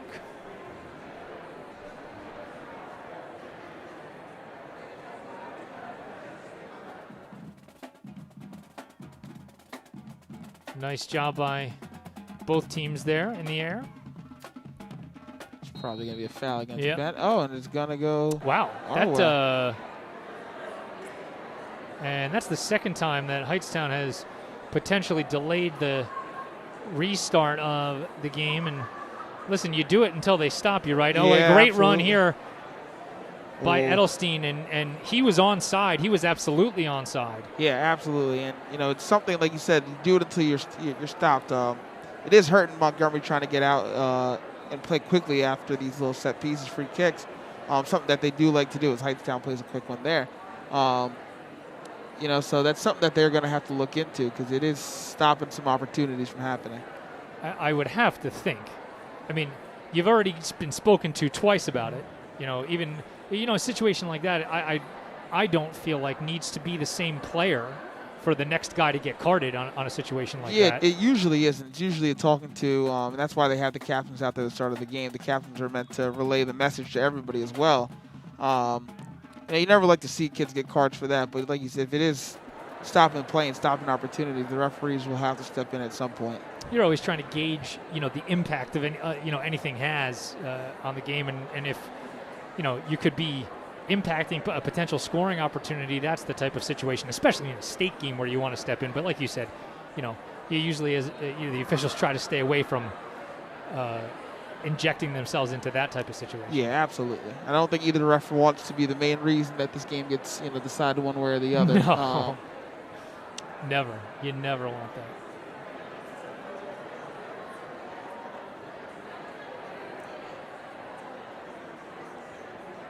"15 minutes gone by in the second half of this ball game, and it's been a back and forth competitive one as a very dangerous ball played through to the middle, and it looked like there that perhaps Joe Lenzo may have been better playing that with his head than his foot. I think Hightstown started to grow into the game a little bit more. They seem to settle down. I think the change in formation has helped. They still have a decent amount of numbers back, but they're definitely a little bit more comfortable playing through the middle with the extra man. Oh, offensively, I don't even think it's a question. I think it's very clear that they look like a different team because of that formational change. So now, as you see this happen, does it now become the more of the onus on the Montgomery front line here to capitalize on one of these opportunities? Yeah, as you can see, as Jason here will look for some space, and now he works for Dollard. And Ian is looking for a call, but doesn't get it. Yeah, there is more space, and you're the Jason and Ian and Marlon are going to find themselves in 1v1 situations more often now. As Hightstown will trigger against Dumas, as he does well to break that situation up. And now we're going to look for Jason over the top. This is it. Here's a long ball, and this is going to be a speed play. Can he get there?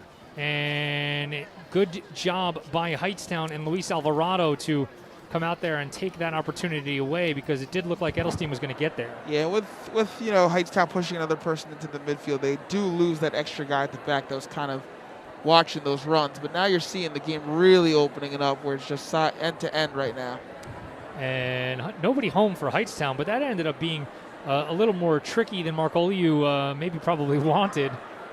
Yeah, it's Hightstown are really starting to go for it now, and it's great. That, if you're a neutral, this is a great kind of thing to see where both teams are going after. I think Montgomery got to settle down a little bit, get the ball down, and play their game. But you can see they have great numbers at the up top. So if they can't go quickly, they will. You can see the Hightstown opportunities growing here from the outside, and that one is just out of bounds. If you're Ricky Steve and the Cougars, do you look to change anything up here because of the growing opportunities from Hightstown? I think if they weren't, generating chances of their own. And here's another one, Edelstein, and this is going to be, Montoya couldn't get a good first touch on it, and otherwise that could have been real problems for Hightstown. Exactly. Yeah, I think if Montgomery weren't creating chances, generating their own, I think they'd be a little bit more concerned. But this has been a kind of back and forth second half so far, and they are getting good opportunities. So I think they're just going to keep plugging away. Just a misplay there from Dollard as he tried to gather it at his feet and couldn't do it. And looks like they're going to let them play. Does Oliu come out for this one? He does. It's a foot race, and Mark is calm as ever there to corral that one. I think the ref's going to go back. And that was a play-on situation, and it's going to be a talking to for Ben. Oh, no, it's going to be a card for Ben Choi. Yeah, I think the ref's going to say that Ben tried to stop the counterattack there. Difficult one right there, but, Ben will get off. He'll get a quick drink, and he'll get back on. He's extremely vital to what Montgomery wants to do.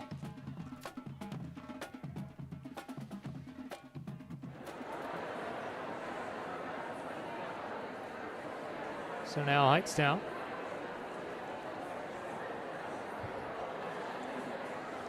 As the official just still making sure everything is copacetic. Yeah, I don't think they're going to get the free kick. I think it's just going to be, Mark's ball. Yeah. You don't get two bites at the apple. No, so to speak. not in that situation. If he had called it earlier, then he would have. But and that's good refereeing by he wanted to make sure that he gave Hightstown the opportunity to play that out.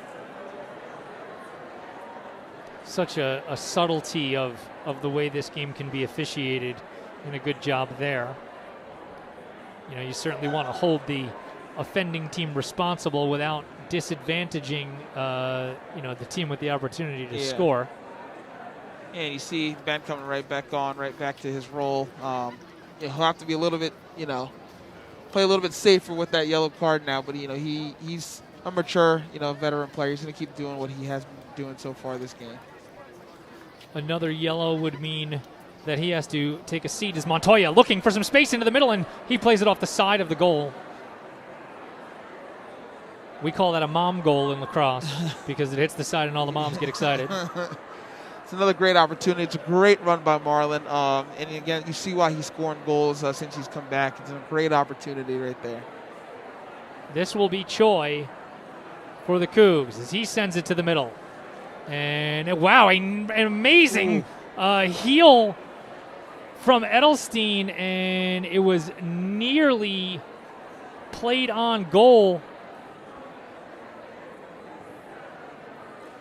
Wow, that was almost an incredible play from Jason Edelstein. Yeah, that would have been one of the goals where you asked Jason how he did it, and he'd say he has no idea, just kind of trying to redirect it towards goal and hope for the best. But again, just the pressure's really mounting. Starting to get a little bit clearer chances. It's going to be, vital that the Cougars do take one of these soon, because as this game goes on, we've seen Hightstown's growing a little bit more into it.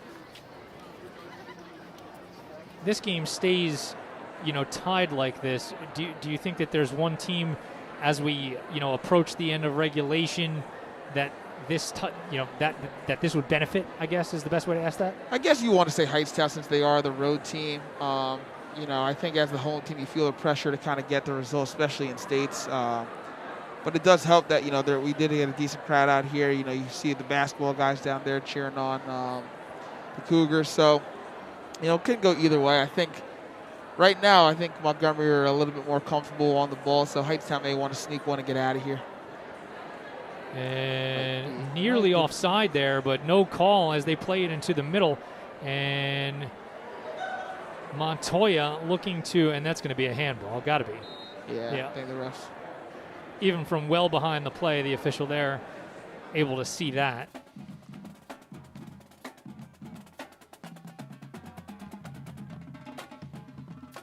And he's just bending that roll. He's wins the ball and moves it forward.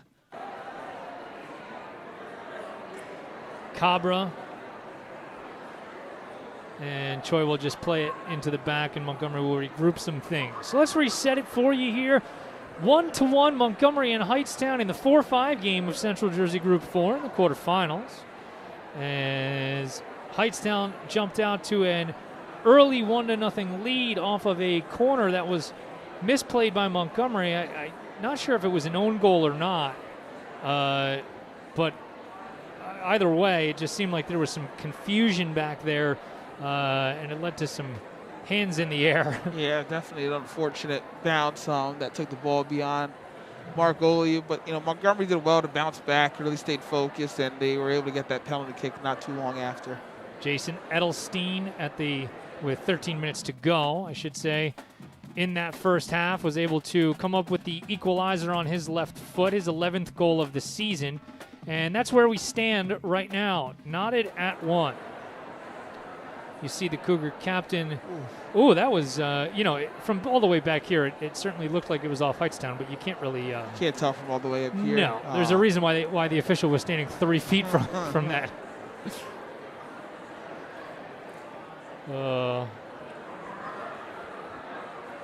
Those are the ones that always get me, too, as an official. I'm like, dude, you're 65 yards away, and you're yelling at me right now. I was right there. Another dangerous ball. It's flicked over the head of Oliu, and it's into the goal, and Hightstown has grabbed the lead.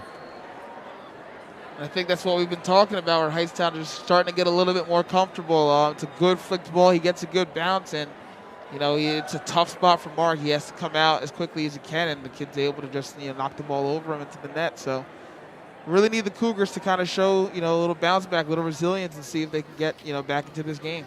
Sometimes it's just a moment's indecision there, but well done by Hightstown and the Rams. Now, do you think formationally they now switch back to where they had been? I not right away. There's still 17 minutes, and they have played better with this formation, so they may stick with it for another 5 minutes or so. Let's see what happens here. Now, Montgomery-wise, when do you change? So, it's a tricky one because this isn't, a regular season game where, if... And we're going to have another booking there. Oh, a red card. Oh, a red. Wow. Oh, this changes everything. My goodness. Yeah, so now to say, if I'm Coach Steve, I do think about changing the formation now with, Hightstown playing down a man. And one of their best players coming off, you may want to step somebody else a little bit more forward and apply a little bit more pressure. Ariel Barreto was the man who earned the red. And Hightstown tried to sneak on Joshua Ventimiglia, and the home crowd was having none of it. Got to appreciate the effort, though. So Montgomery now will play man up the entire last 16:45. And I think we've already seen Hightstown, slide another guy back. And now this is going to be where they're really trying to just soak up some pressure, be compact and break things up where they can. Cabra does well to get a shin on it. As Montgomery with now a significant... What did you see on that call, Yannick? It was a foul, and I think, the Hightstown player definitely said something to the ref. You don't know if it was foul language or, if it accumulated over the duration of the game. But the ref made a decision very quickly, so it leads me to think he said something the ref did not truly appreciate. That's one of those things that, especially in high school sports, the sportsmanship aspect of just play in general, I think is such a point of emphasis. Yeah, absolutely. It's something they talked to you about before the game as well, and it's unfortunate. If they were to advance, he would not be able to play in the next round as well. So something that we need to kind of keep an eye on the rest of the game. A fantastic move there from Christopher Solis, as now Montoya will push forward, and he is held up in the middle and no call. Instead it will be Dollard. You hope you can, it seemed like Hightstown had a little extra pep in their step there after that red card. It seemed like teammates were upset about the call that was made. And if Montgomery can weather that adrenaline dump that we talked about there and potentially capitalize in this situation, that would be huge. Yeah, they definitely, had a little energy after their teammate got sent off. But now you see they've really just bunkered in, and it's going to be a lot of one-way traffic for the last part of this game. Jason does well to get past his man and get us a corner. But their furthest player forward is at the 25-yard line, so they really have set up shop, and they're going to try and hold on to this lead.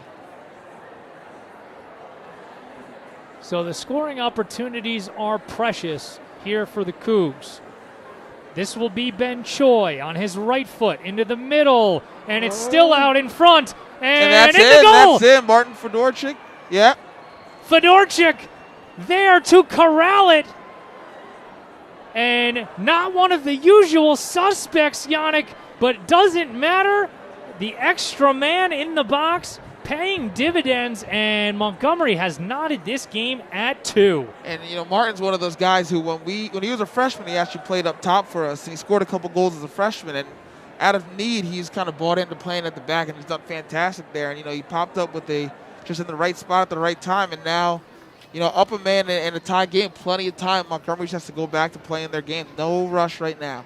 You talked about, the couple of minutes, coming in out of a half after a goal being scored. Can, the adrenaline carry you to maybe another score and maybe a win in regulation? Yeah, I talk a lot about momentum, and, this is a big momentum swing. First the red card and now the equalizer, and this is where you want to deliver that knockout punch. If you can get another goal quickly, it really could take a lot out of them. Pug, I'm going to spare him the momentum conversation. I don't think he's ready for it right now. I'll save that for next time I come on, if I'm invited back. We must have wasted like 7 or 8 minutes at the football game the other night talking about how BS I think momentum is. But listen, it's certainly not lost on anybody that's played sports that you can proclaim to feel like there is something else going on, that maybe things are going your direction. I just think it's a bunch of hooey. But yes, it sounds like magic, and I don't know about that. Yeah, I don't like. You don't believe in magic, Pogue? No, I don't. We gotta have a conversation about that as well. I got Yannick's been here 20 minutes and he's already busting. I got some YouTube videos I gotta send you. Oh, I can't wait for these. Is it you in a top hat? What are we looking at? Listen, I wish I could do magic. My mom wouldn't send me to magic camp. never forgave her. That's all making sense now. Yep. 13 minutes to go on the clock in regulation, as Montgomery and Hightstown are even at 2 after the Fedorchik goal, and Dollard there just kind of saying, buddy, what do we got? And it's a tricky part for Hightstown now, because you do want to kind of go and try and get a winner, because, overtime would be very difficult for them down a man, but they also have to kind of conserve some energy with playing down a man and they still have 12 minutes to go. Tricky situation for them. That's a great ball. Dumas into the middle, and dangerous there for Hightstown. Still alive for the Cougs. Hightstown does very well there to clear out of danger. And it's right back to him. Edelstein. As they play a little tic-tac-toe and just unlucky. A little too strong on the touch that time from Andrew Hans. So another goal kick for Hightstown. I think we'll start to see Hightstown use a little bit more substitutions, kind of save some guys' legs, just in case this has to go to overtime. You see it there as Christopher Solis gets a rest. Montgomery with a turnover off the goal kick. Here's Montoya, and a great opportunity for Marlin, and it's just wide. And you're starting to see some tired legs for Hightstown. You know, they've been doing a lot of tracking back, a lot of running, and you know, you do wonder how much they still have in the tank. You know, so Montgomery needs to start to capitalize on those tired legs as well. Yeah, you heard Ricky Steve talk about it in the pregame. You know, can we, you know, maintain enough possession to wear them down? Exactly what you were just saying, Yannick. And you know, I guess we're about to find out, right? Yeah, I mean, it's tiring to kind of chase the ball, like Hightstown have to do today. And you know, all it takes is one, you know, moment to kind of not be too focused, not too locked in, and it can cause a goal at one end. So they have stayed locked in for a large part of this game, which is very impressive. You just got to kind of keep doing what you're doing and see if you can get a lucky break. Another thing you heard Ricky Steve talk about was Mark Oliu's ability to, as he called it, drop dimes from the back and just, you know, re-trigger that attack. And you saw it there with his ability to put it right on Ben Choi's feet. Yeah, it really does.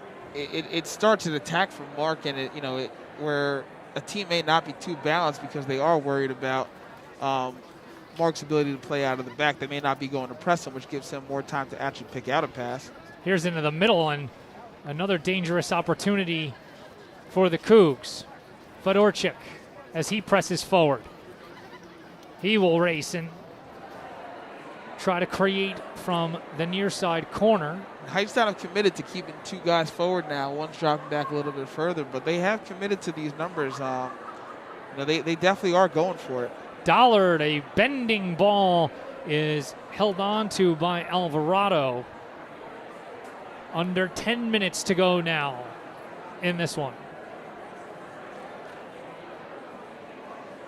Boy, that red card was humongous. Yeah. The entire tide of this game changed. Absolutely. You know, Hightstown had just gotten their goal. They were feeling confident, and then, you know, a little rush of blood to the head, and something went wrong, and now, you know, it's completely flipped the game on its head. So, you know, it's a very tricky situation for Hightstown right now.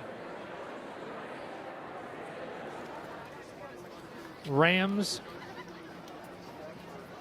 trying to once again take the lead. They have done that twice so far in this Central Jersey Group 4 quarterfinal. And they've committed to keeping two guys forward, which I'm actually very surprised by.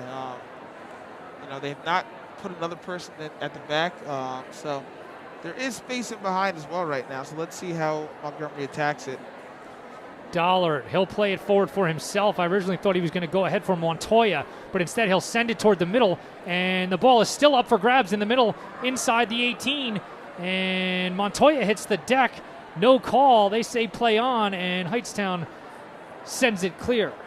Yeah, I don't know if Marlon's going to get that call. It could go either way. I don't know about that with 8 minutes to go. Yep, I don't know if the ref wants to be that person.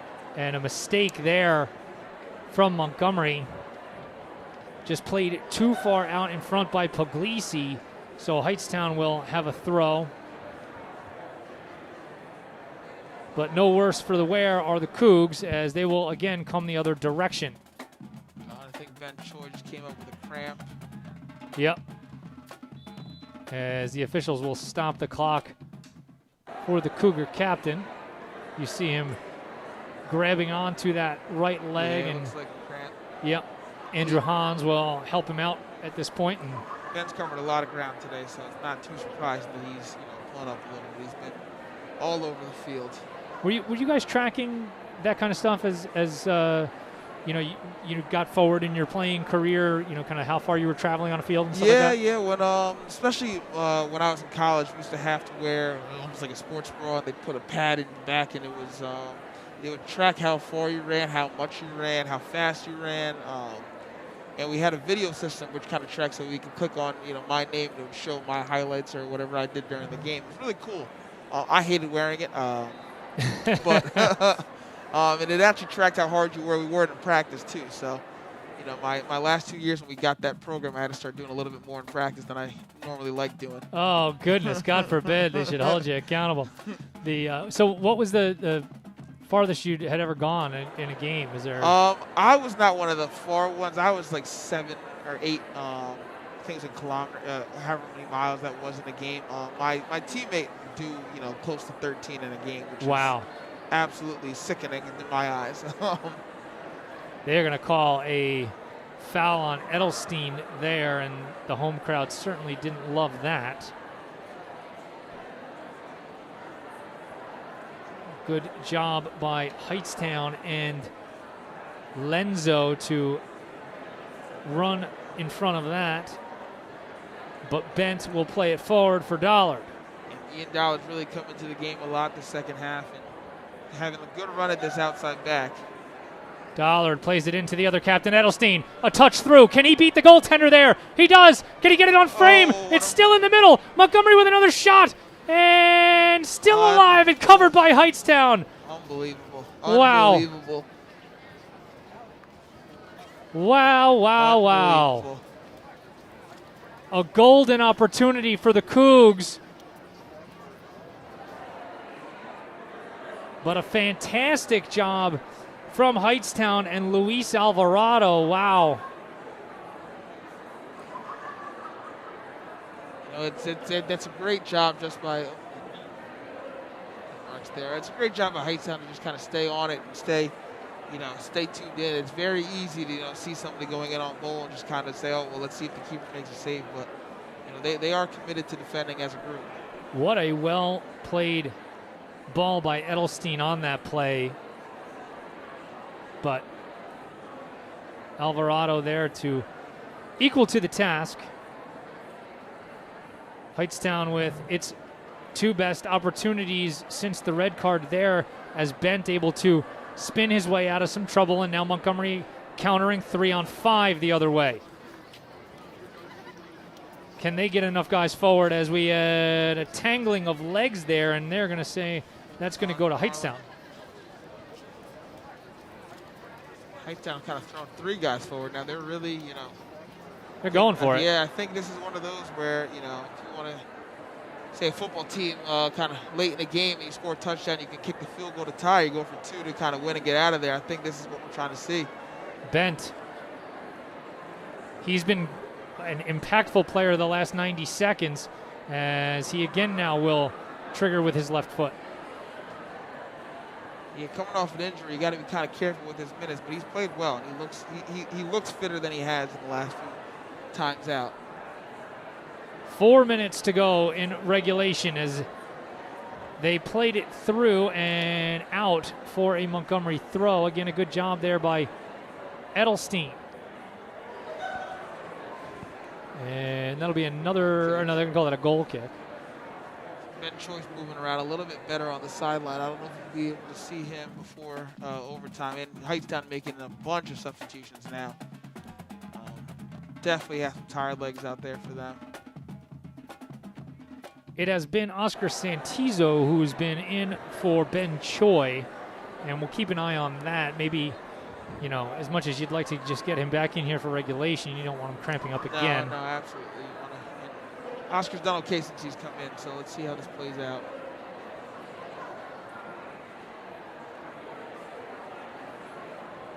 This is pressure time for both teams as they will play it through for Edelstein. Jason off of the back of a Hightstown defender. He tries to play it through to Montoya, and now he gets a left foot on it, and it's just off the hands of the goalkeeper, and Montgomery will keep it in. And Montoya, they're looking for a handball, but nobody in position to see that one. A good job by Fedorchik there to be a pest, and Hightstown will try to come the other direction. I think that's when he kind of just yell and hope, kind of scare the ref into making the call. That's one of those you would have loved if somebody was a little bit closer than that. Yeah. But just the angle there. I'm a little surprised that Montoya played that ball and didn't let it go out of bounds. Yeah, I think that situation with numbers forward, you kind of want to take a touch, take a chance, see if you can get out of that situation. We have been pretty dangerous on set pieces too, so it could have gone either way. Montgomery now again on the counterattack. This is Edelstein. He plays it into the middle. Dollard. A great inside-out move. Still in the 18. Cleared out for the moment by Hightstown. They'll play again out wide. Edelstein with some space. And they're going to say a goal kick. Boy, Edelstein is really working hard on the outside. I think we're going to see Ben Choi back into the game. I don't know if the refs will let him in after just running up there now, but. So no dice on that substitution as Fedorchik doing all he can to apply some pressure there as Hightstown will try to re-trigger the other direction with 1:15 or so left on the clock in regulation.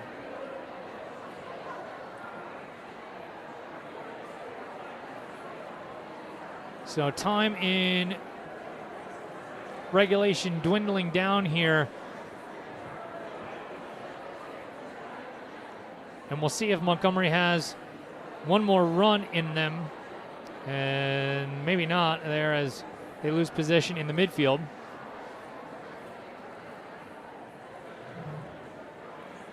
This has been an entertaining ball game as we tick down near 30 seconds to go. Tied at 2. They try to send it forward for Edelstein, and Jason corrals it. And that ball nearly got through, but stopped by Hightstown.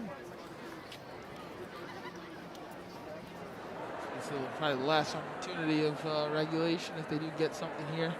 The Rams send it forward, and Dumas does his level best to clear it out for a throw. Hightstown has to hurry here if they want to try something here before the end of regulation. And they cannot get it all. So 80 minutes will not solve this problem in the Central Jersey Group 4 playoffs, as we are knotted at 2 at the end of regulation. So let's tell you what we got going on now. We will play a golden goal scenario, 2 10-minute overtime periods. First team to score wins it.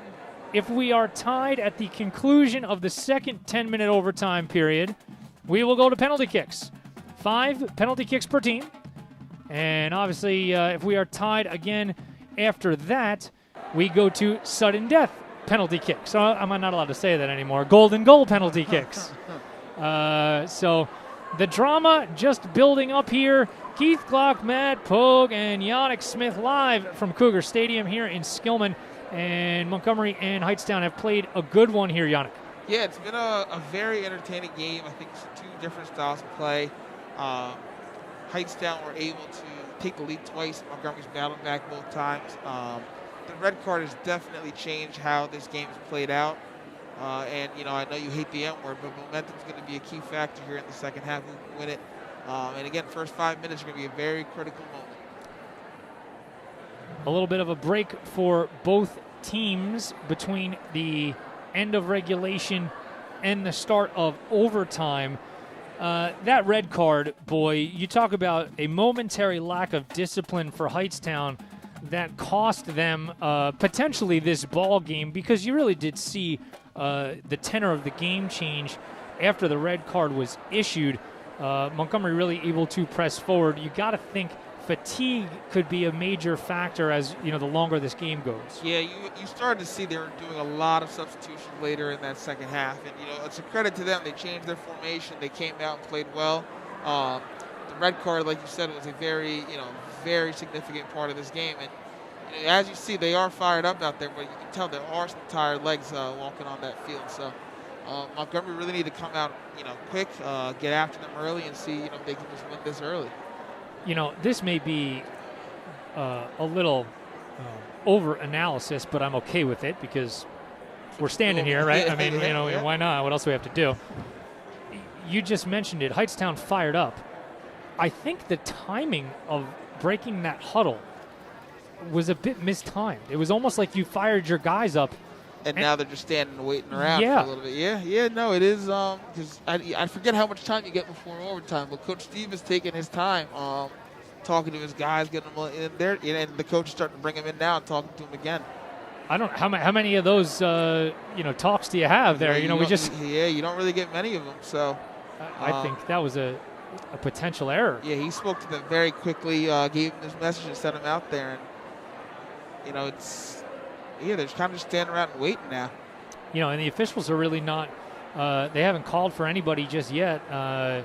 And even when they do, you have to figure that they're going to give Montgomery a moment or two to get themselves settled, before we start play back up in overtime. Yeah, they're not going to have them kind of jump out there. And then now the Cougars are coming out, so they're going to walk themselves out. They're going to get out there, and, we'll see what this happens. Now, you know what? Now let's get back to normalcy here on the Mire. I'm going to criticize you, then I'm going to compliment you. All right. Unprepared for overtime. Yes. Okay. But they didn't know that until you said it. You could have asked. I was about to ask if he was prepared for overtime. He was not prepared for overtime. That's what I thought. From a graphics standpoint, he was not prepared for overtime. That's the criticism. Now the good part. Mm-hmm. He was able to shift on the fly and bring you a golden goal graphic just like that. See, they didn't know that. They weren't here. That's constructive criticism, though. You make you better. Next time you come, you're going to be ready to go. We could have played it off. Come on. The criticism never ends with me. No, come on. You got to get used to it. I'm the Howard Stern of crappy high school internet broadcasts. Very, very critical of my staff. That is a very nice title that you should have. I'm going to put that after the comma in my email signature. I don't know why you haven't already. So we are in extra time. 2 potential 10-minute overtime periods in the Central Jersey Group 4 playoffs. Golden goal here. And Hightstown come back out in this 4-defender formation that they changed in the second half. It did work for them, so they have stuck with it. Let's see. Ooh, is that nearly a handball? As Dollard tried to chase it. Not too much argument from Montoya, so I guess, maybe a bit of an optical illusion from up here.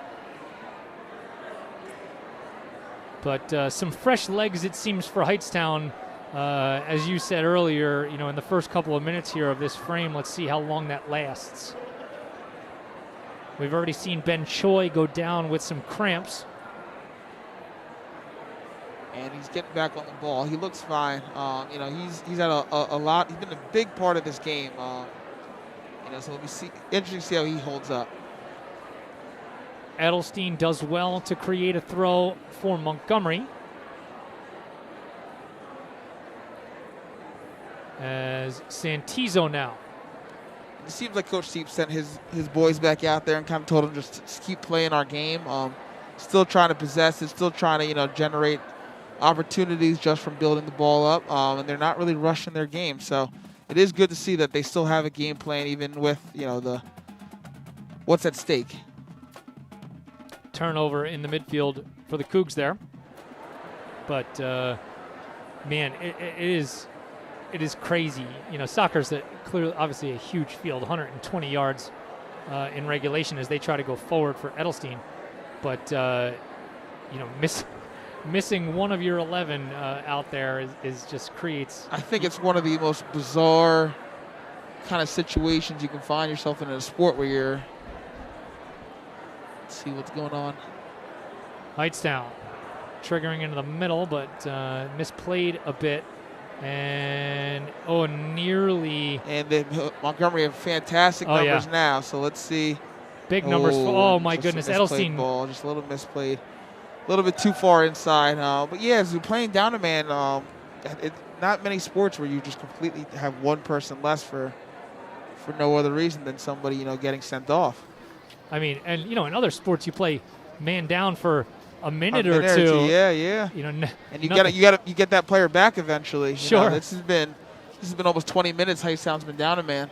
Even in other sports, when a player is disqualified or ejected, whatever the terminology is in the sport, the player may no longer be allowed to participate. Well, they could put somebody else back on. So it adds a different dynamic to a game. It's something you work on, in training. But it's a situation you don't really want to find yourself in. Certainly not.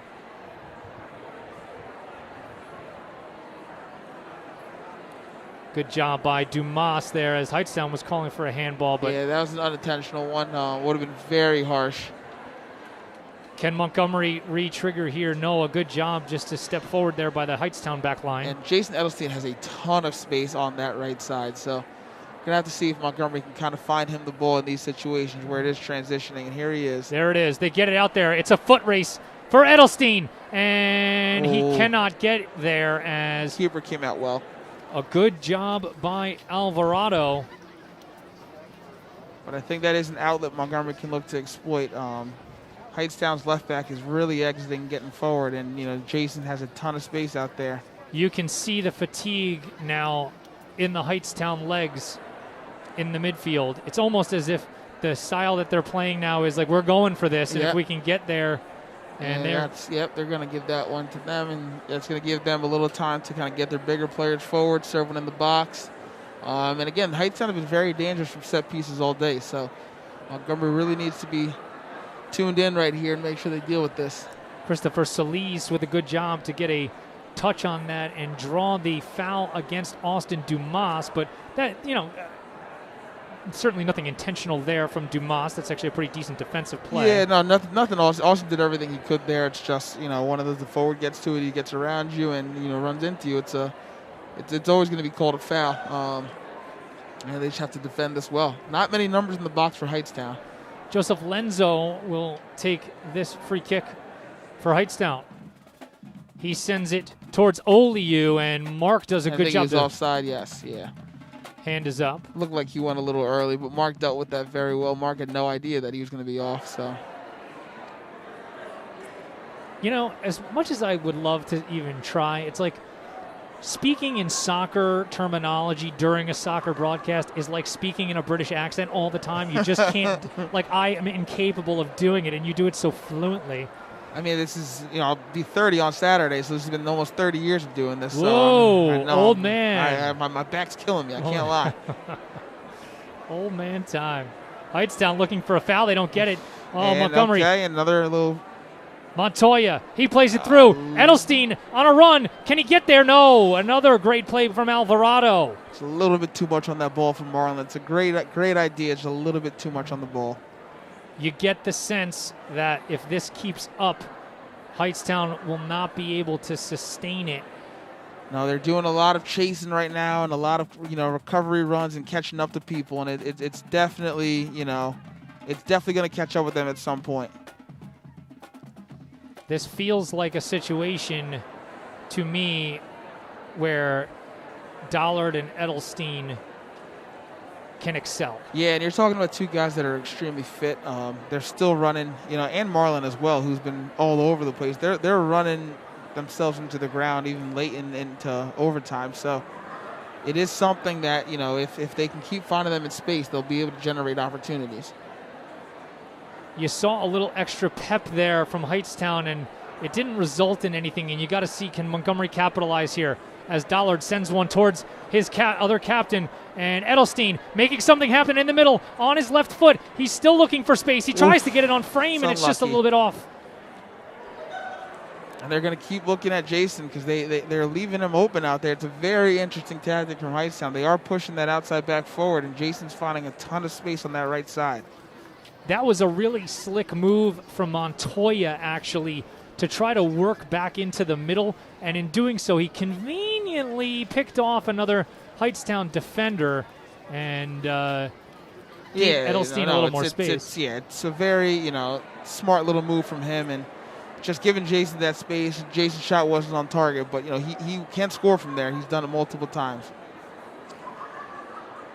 Very long ball played into the box, and Oliu there with no problem.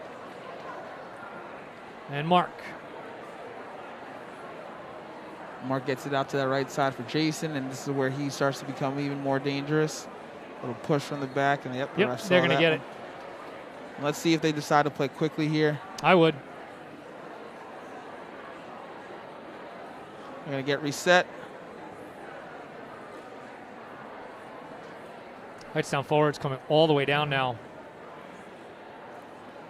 As Montgomery will play it forward. And it bounces into the box dangerously. And it's off. Be a corner. Yeah, it's off a Hightstown head. So a set piece now for the Cougs. And this is where it's very difficult for Hightstown. It's been a long game. Tired legs out there. Let's see if we decide to play short. Yeah, they do. We got a 2v1 situation here. Here's Dollard. And dispossessed in the middle. And he's going to have to track back and help. Yes. Dumas now as it's 2-on-2. Austin does a great job to get back. Wow, that's a fantastic effort from Austin Dumas, but ball still in play. Now, actually a pretty decent cross into the middle. And he's going to get there as well. But I think you see Austin Dumas covering a ton of ground to get back and win that tackle. And, it's what he's been doing since he was a freshman, which is great to see. Great job in the Montgomery back as they will now again trigger forward. Under a minute to go in the first of 2 potential 10-minute overtime periods. Adelstein trying to make a play so that they may not need it, but it is. Oh, that's another interesting call, but all right. Again, the official right there. We're not going to pretend we're not 1,000 yards away from it. You're talking like a ref. Well, you got to give the man credit. He is standing there. Dollard on his right foot with some space. Ian sends it into the middle. Montoya and cleared away. Undertow flicked on, and Montgomery will play it all the way back to Oliu with 15 seconds to go. And Mark makes a smart decision there. Just plays it out, lets everyone get reset. Not much time. And that will do it for the first of these 2 10-minute golden goal overtime periods. This has been a fun one here in Skillman. Keith Glock, Matt Pogue, Yannick Smith, as 10 minutes left to go before penalty kicks. And we haven't taken a break in a while, so let's take one with these 2 teams. The Central Jersey Group 4 quarterfinals will be decided one way or the other in just a few minutes. Stay with us. You're caught in the mire. This is the Montgomery Internet Radio Experience.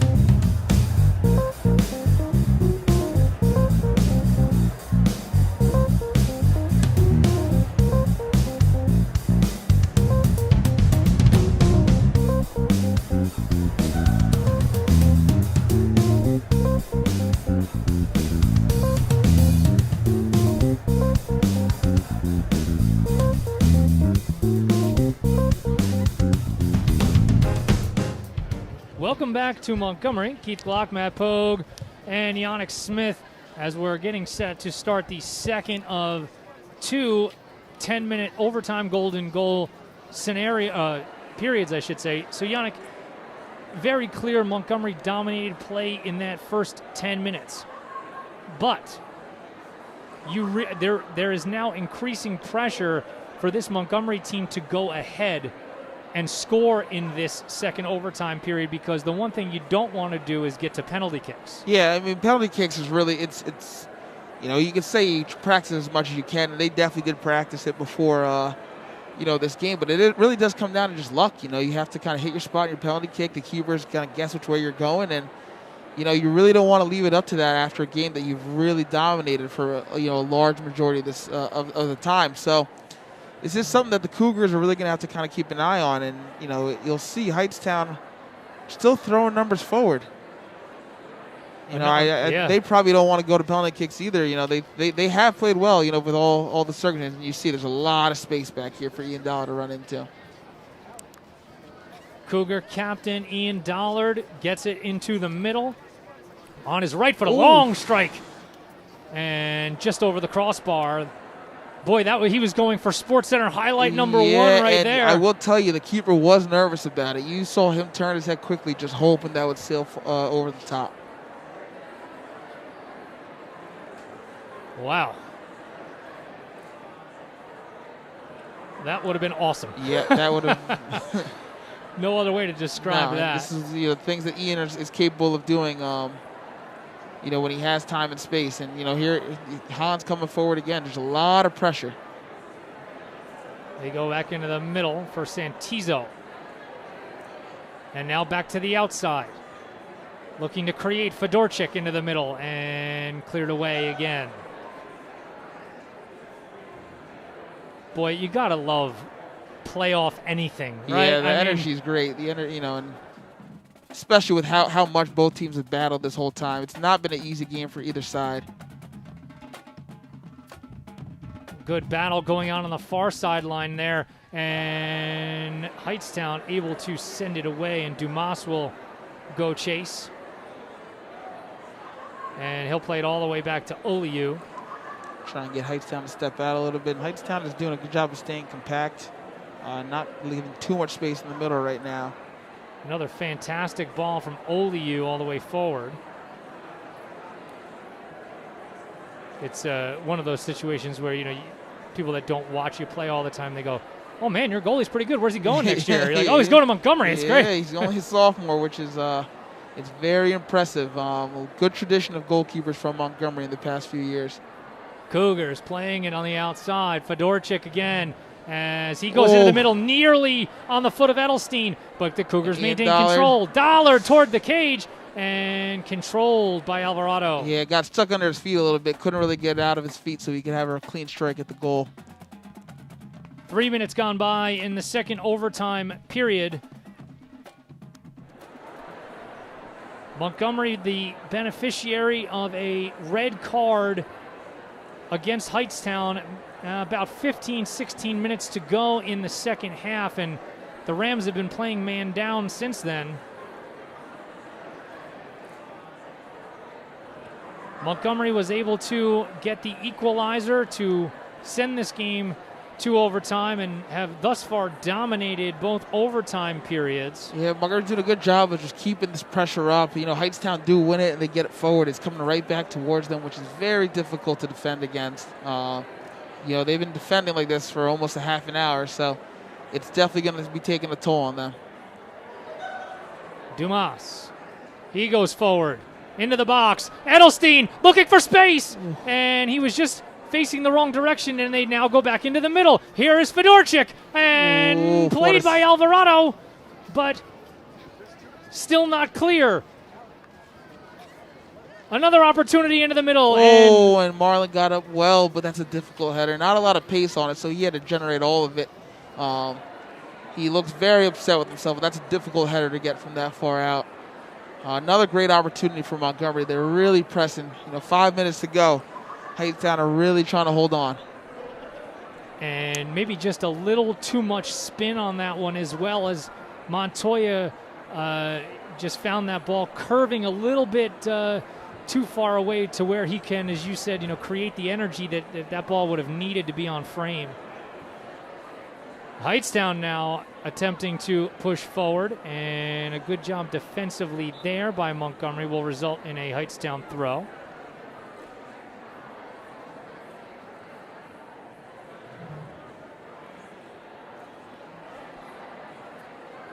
Across now into the middle is handled by Oliu with little trouble, and he'll now throw that out, and he's in a lot of space. So it's almost they swapped a little bit.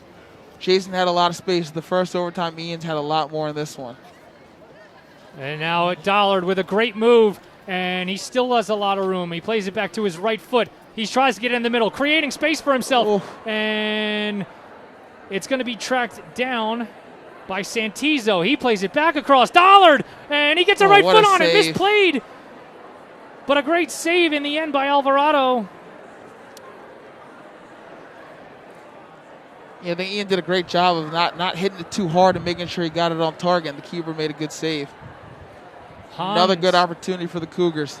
Hans able to keep it in here, and Montgomery will direct. Hightstown trying to get out, and they will be able to bounce. Yes. And now with a little bit of an opportunity here, but I don't know if there's going to be much help coming. Hans has to hurry back into the hole. Forward. But that was a little trickier than probably Oliu would have liked. Decent effort, but you see the tired legs and, got hands on their knees. It's been a long, grueling game, about 4 minutes to go. Ariel Barreto. I still think there's probably one good opportunity left in this game. He put a scare into Cougar fans there. A good save, but no trouble doing for the Cougs as they look to play forward again with Montoya. Marlin fighting, but there's almost got through there. 3 players.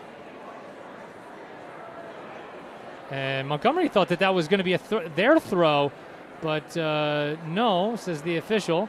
And Dumas there to corral it as we approach 3 minutes to go in the second overtime. Montoya. By Marlin. Marlin. And he is going to be tripped up and looking for a whistle, and he does not get it. Yeah, it's a bit surprising. It seems Sadi's down right now. He might be dealing with a little bit of a cramp. He's moving better, so I think he'll be able to kind of run this off.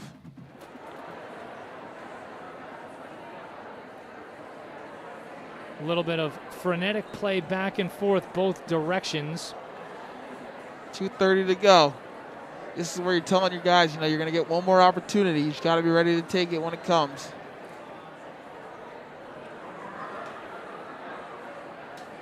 And we're going to see what we got here from the officials. As 2:21 is what they want on the clock.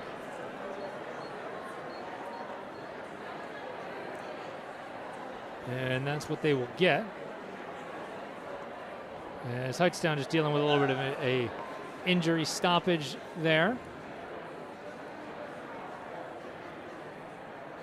So this has been a dandy in Skillman as we are nearing the conclusion of the second overtime period. Penalty kicks loom large after this, and you just fighting off these 20 minutes for Hightstown to even get to penalty kicks, feels in some way like a victory for them, playing a man down, for, nearly what would equate to an entire half of soccer. Yeah, they've really, dug deep and really battled. And you see the guys are starting to cramp up. Guys aren't making it the runs they were making in the first half, and it's, but it's credit to them that they've lasted this long. And let's see if they can, get this to penalty kicks. Playing it through off the crossbar. Still alive. And, no, are they gonna say it was offside? Yeah, Ben's a little bit ahead of the play. It's a great effort by Ian, and it just will not go in for the Cougars right now. 2 minutes to go. Wow, what another drive by Dollard as he's trying to hit home runs here in the second overtime. Edelstein plays it into the middle. Misplayed by Hightstown, still alive. And no, that's got to draw some kind of call. Yep. And finally we do. This is a primetime opportunity where, all you want to do now is make the keeper work. You don't want to, you don't overhit it or anything. And, I've said it a few times. This is Zach Oliu, territory. But, got to hurry here, though. Got to hurry. The clock's still running, and, with all the pressure they've been putting on, you would want, another opportunity or two. But it seems like they're going to let this run down, get their 10 yards for the free kick, and really try and work this keeper. Dollard and Edelstein.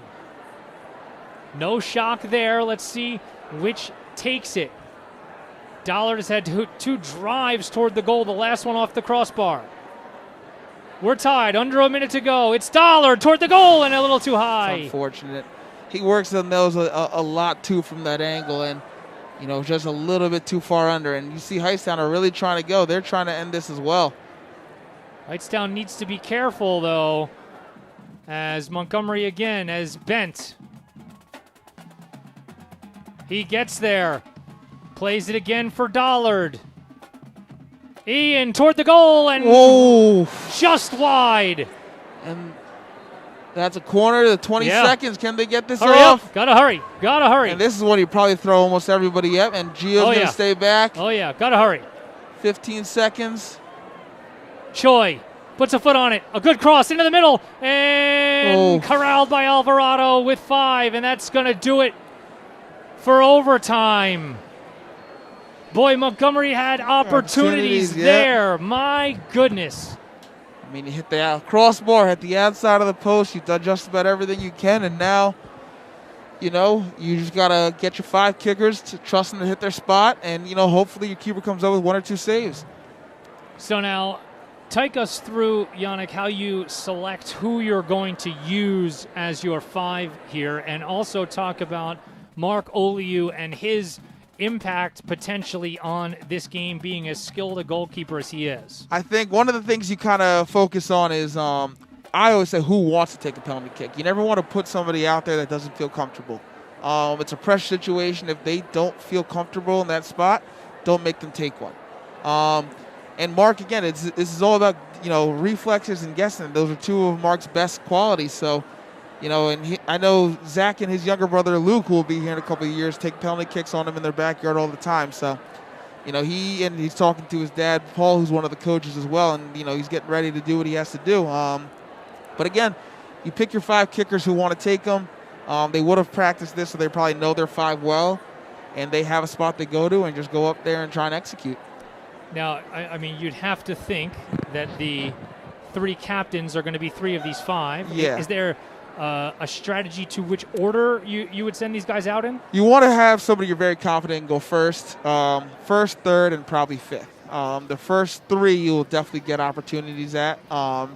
And then the 5th one is, that's usually the pressure one. That's the one you want to make sure you have somebody who, if you are taking it to win it, fantastic. If you're taking it to go to sudden death, you want them to be kind of comfortable in that situation.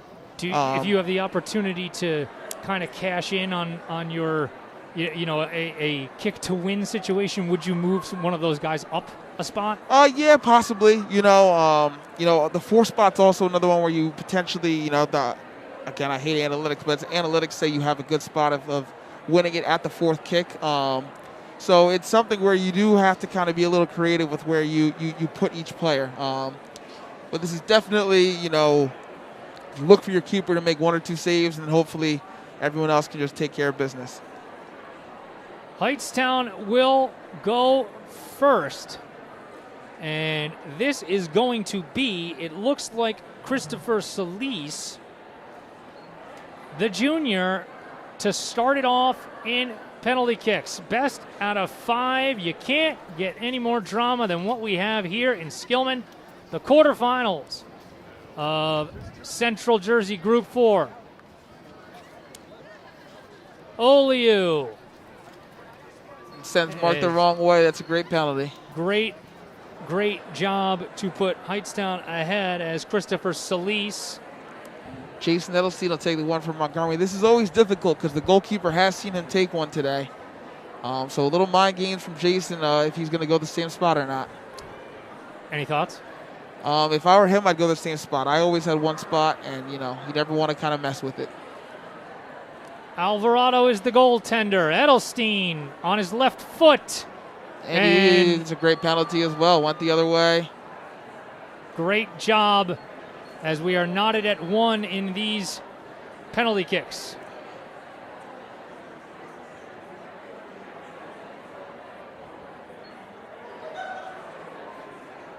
So overall score being 3-3, as you can follow along, was 2-2 at the end of regulation.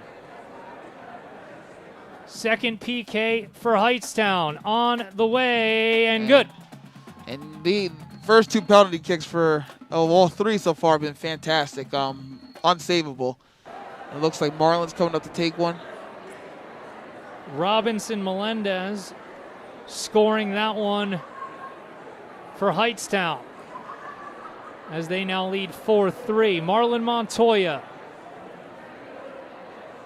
the center forward for Montgomery. Oof. And a save. A save for Alvarado. It's a great save by their keeper. So now Mark Oliu needs to come up with a save.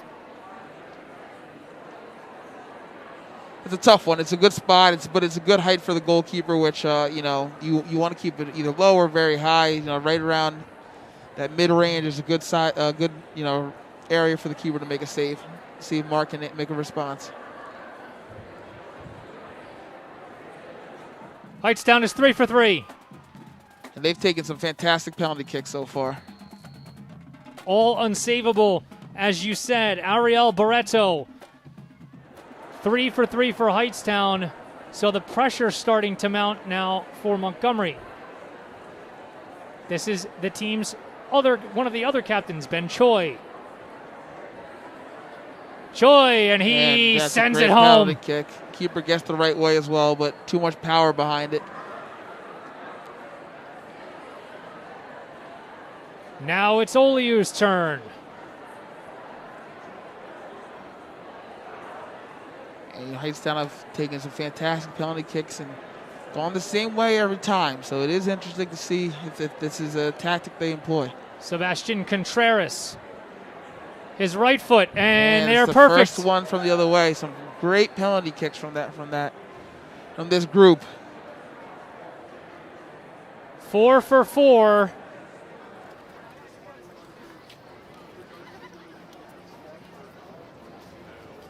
Giovanni Puglisi. Montgomery needs this to stay alive. Puglisi. And he does. It's a good pen. So this to win it for Hightstown. Mark Oliu against Kevin Pintado.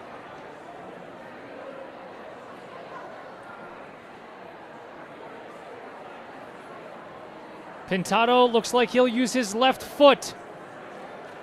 And a great save by Mark. Oliu! A fantastic save. Up to the task. Montgomery has life after Pintado is turned away on Hightstown's 5th penalty kick. It looks like Sadi's coming up to take this 5th one. Satvik Cabra. And the coaches have to get out there and kind of make sure they know who wants to take the next one after this. It will go to sudden death should Cabra continue here and put it home for Montgomery. A win and another round of kicks, or a goal and another round of kicks. Cabra. And it sneaks in. Whew. Wow. Off of the hands of Alvarado, but finds its way home, and we're tied at 6. How about it? Sadi put enough power on that where the keeper did get a hand to it, but was able to still get in behind him. So a little fortunate, but sometimes you need that. Pabio Rivadeneria. We are in extra kickers. It's a short run up, so this is a tactic some people do where we'll look to kind of put a little bit of power behind it. And it's a good he puts penalty. It home. So the pressure squarely back again to Montgomery.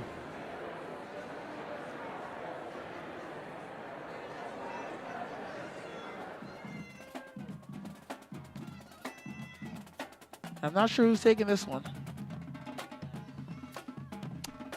This looks like Choi. Yeah. Choi. And a save. And it's saved. Hightstown wins. Ben Choi turned away. Luis Alvarado comes up with the save. And after 100 minutes of soccer. A very, well-played game by both teams. And, it's unfortunate how it ended for the Cougars because they played a good game.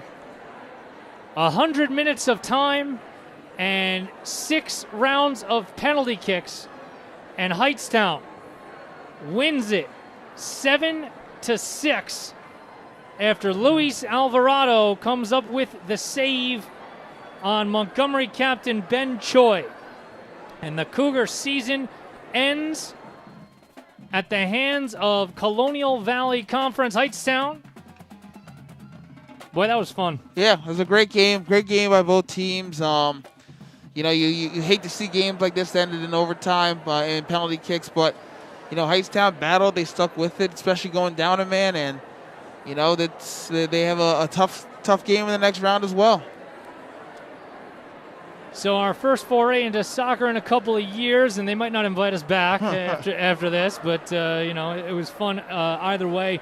Yannick, man, I can't thank you enough for being on with us today, and you certainly added an element to the broadcast that in no way would we have otherwise had. So no, I had a great time. Well, you guys made it very easy on me. I appreciate you guys inviting me out here. Hopefully, if we can do this again, we got a little bit more luck for the Cougars. Pogue, another mediocre job out of you? Yeah, I tried. Hey, water's wet. You're now officially invited back after that. He's in the family now. I appreciate that. The proceeding in all of our broadcasts are a production of the Meyer, the Montgomery Internet Radio Experience. Any rebroadcast, retransmission, easy for me to say, or account of this ball game without the express consent of the Meyer, strictly prohibited. Hightstown 7 and Montgomery 6. The boys' soccer season ends after a valiant effort against the Rams. For Yannick Smith and Matt Pogue, I'm Keith Glock. Thank you for watching.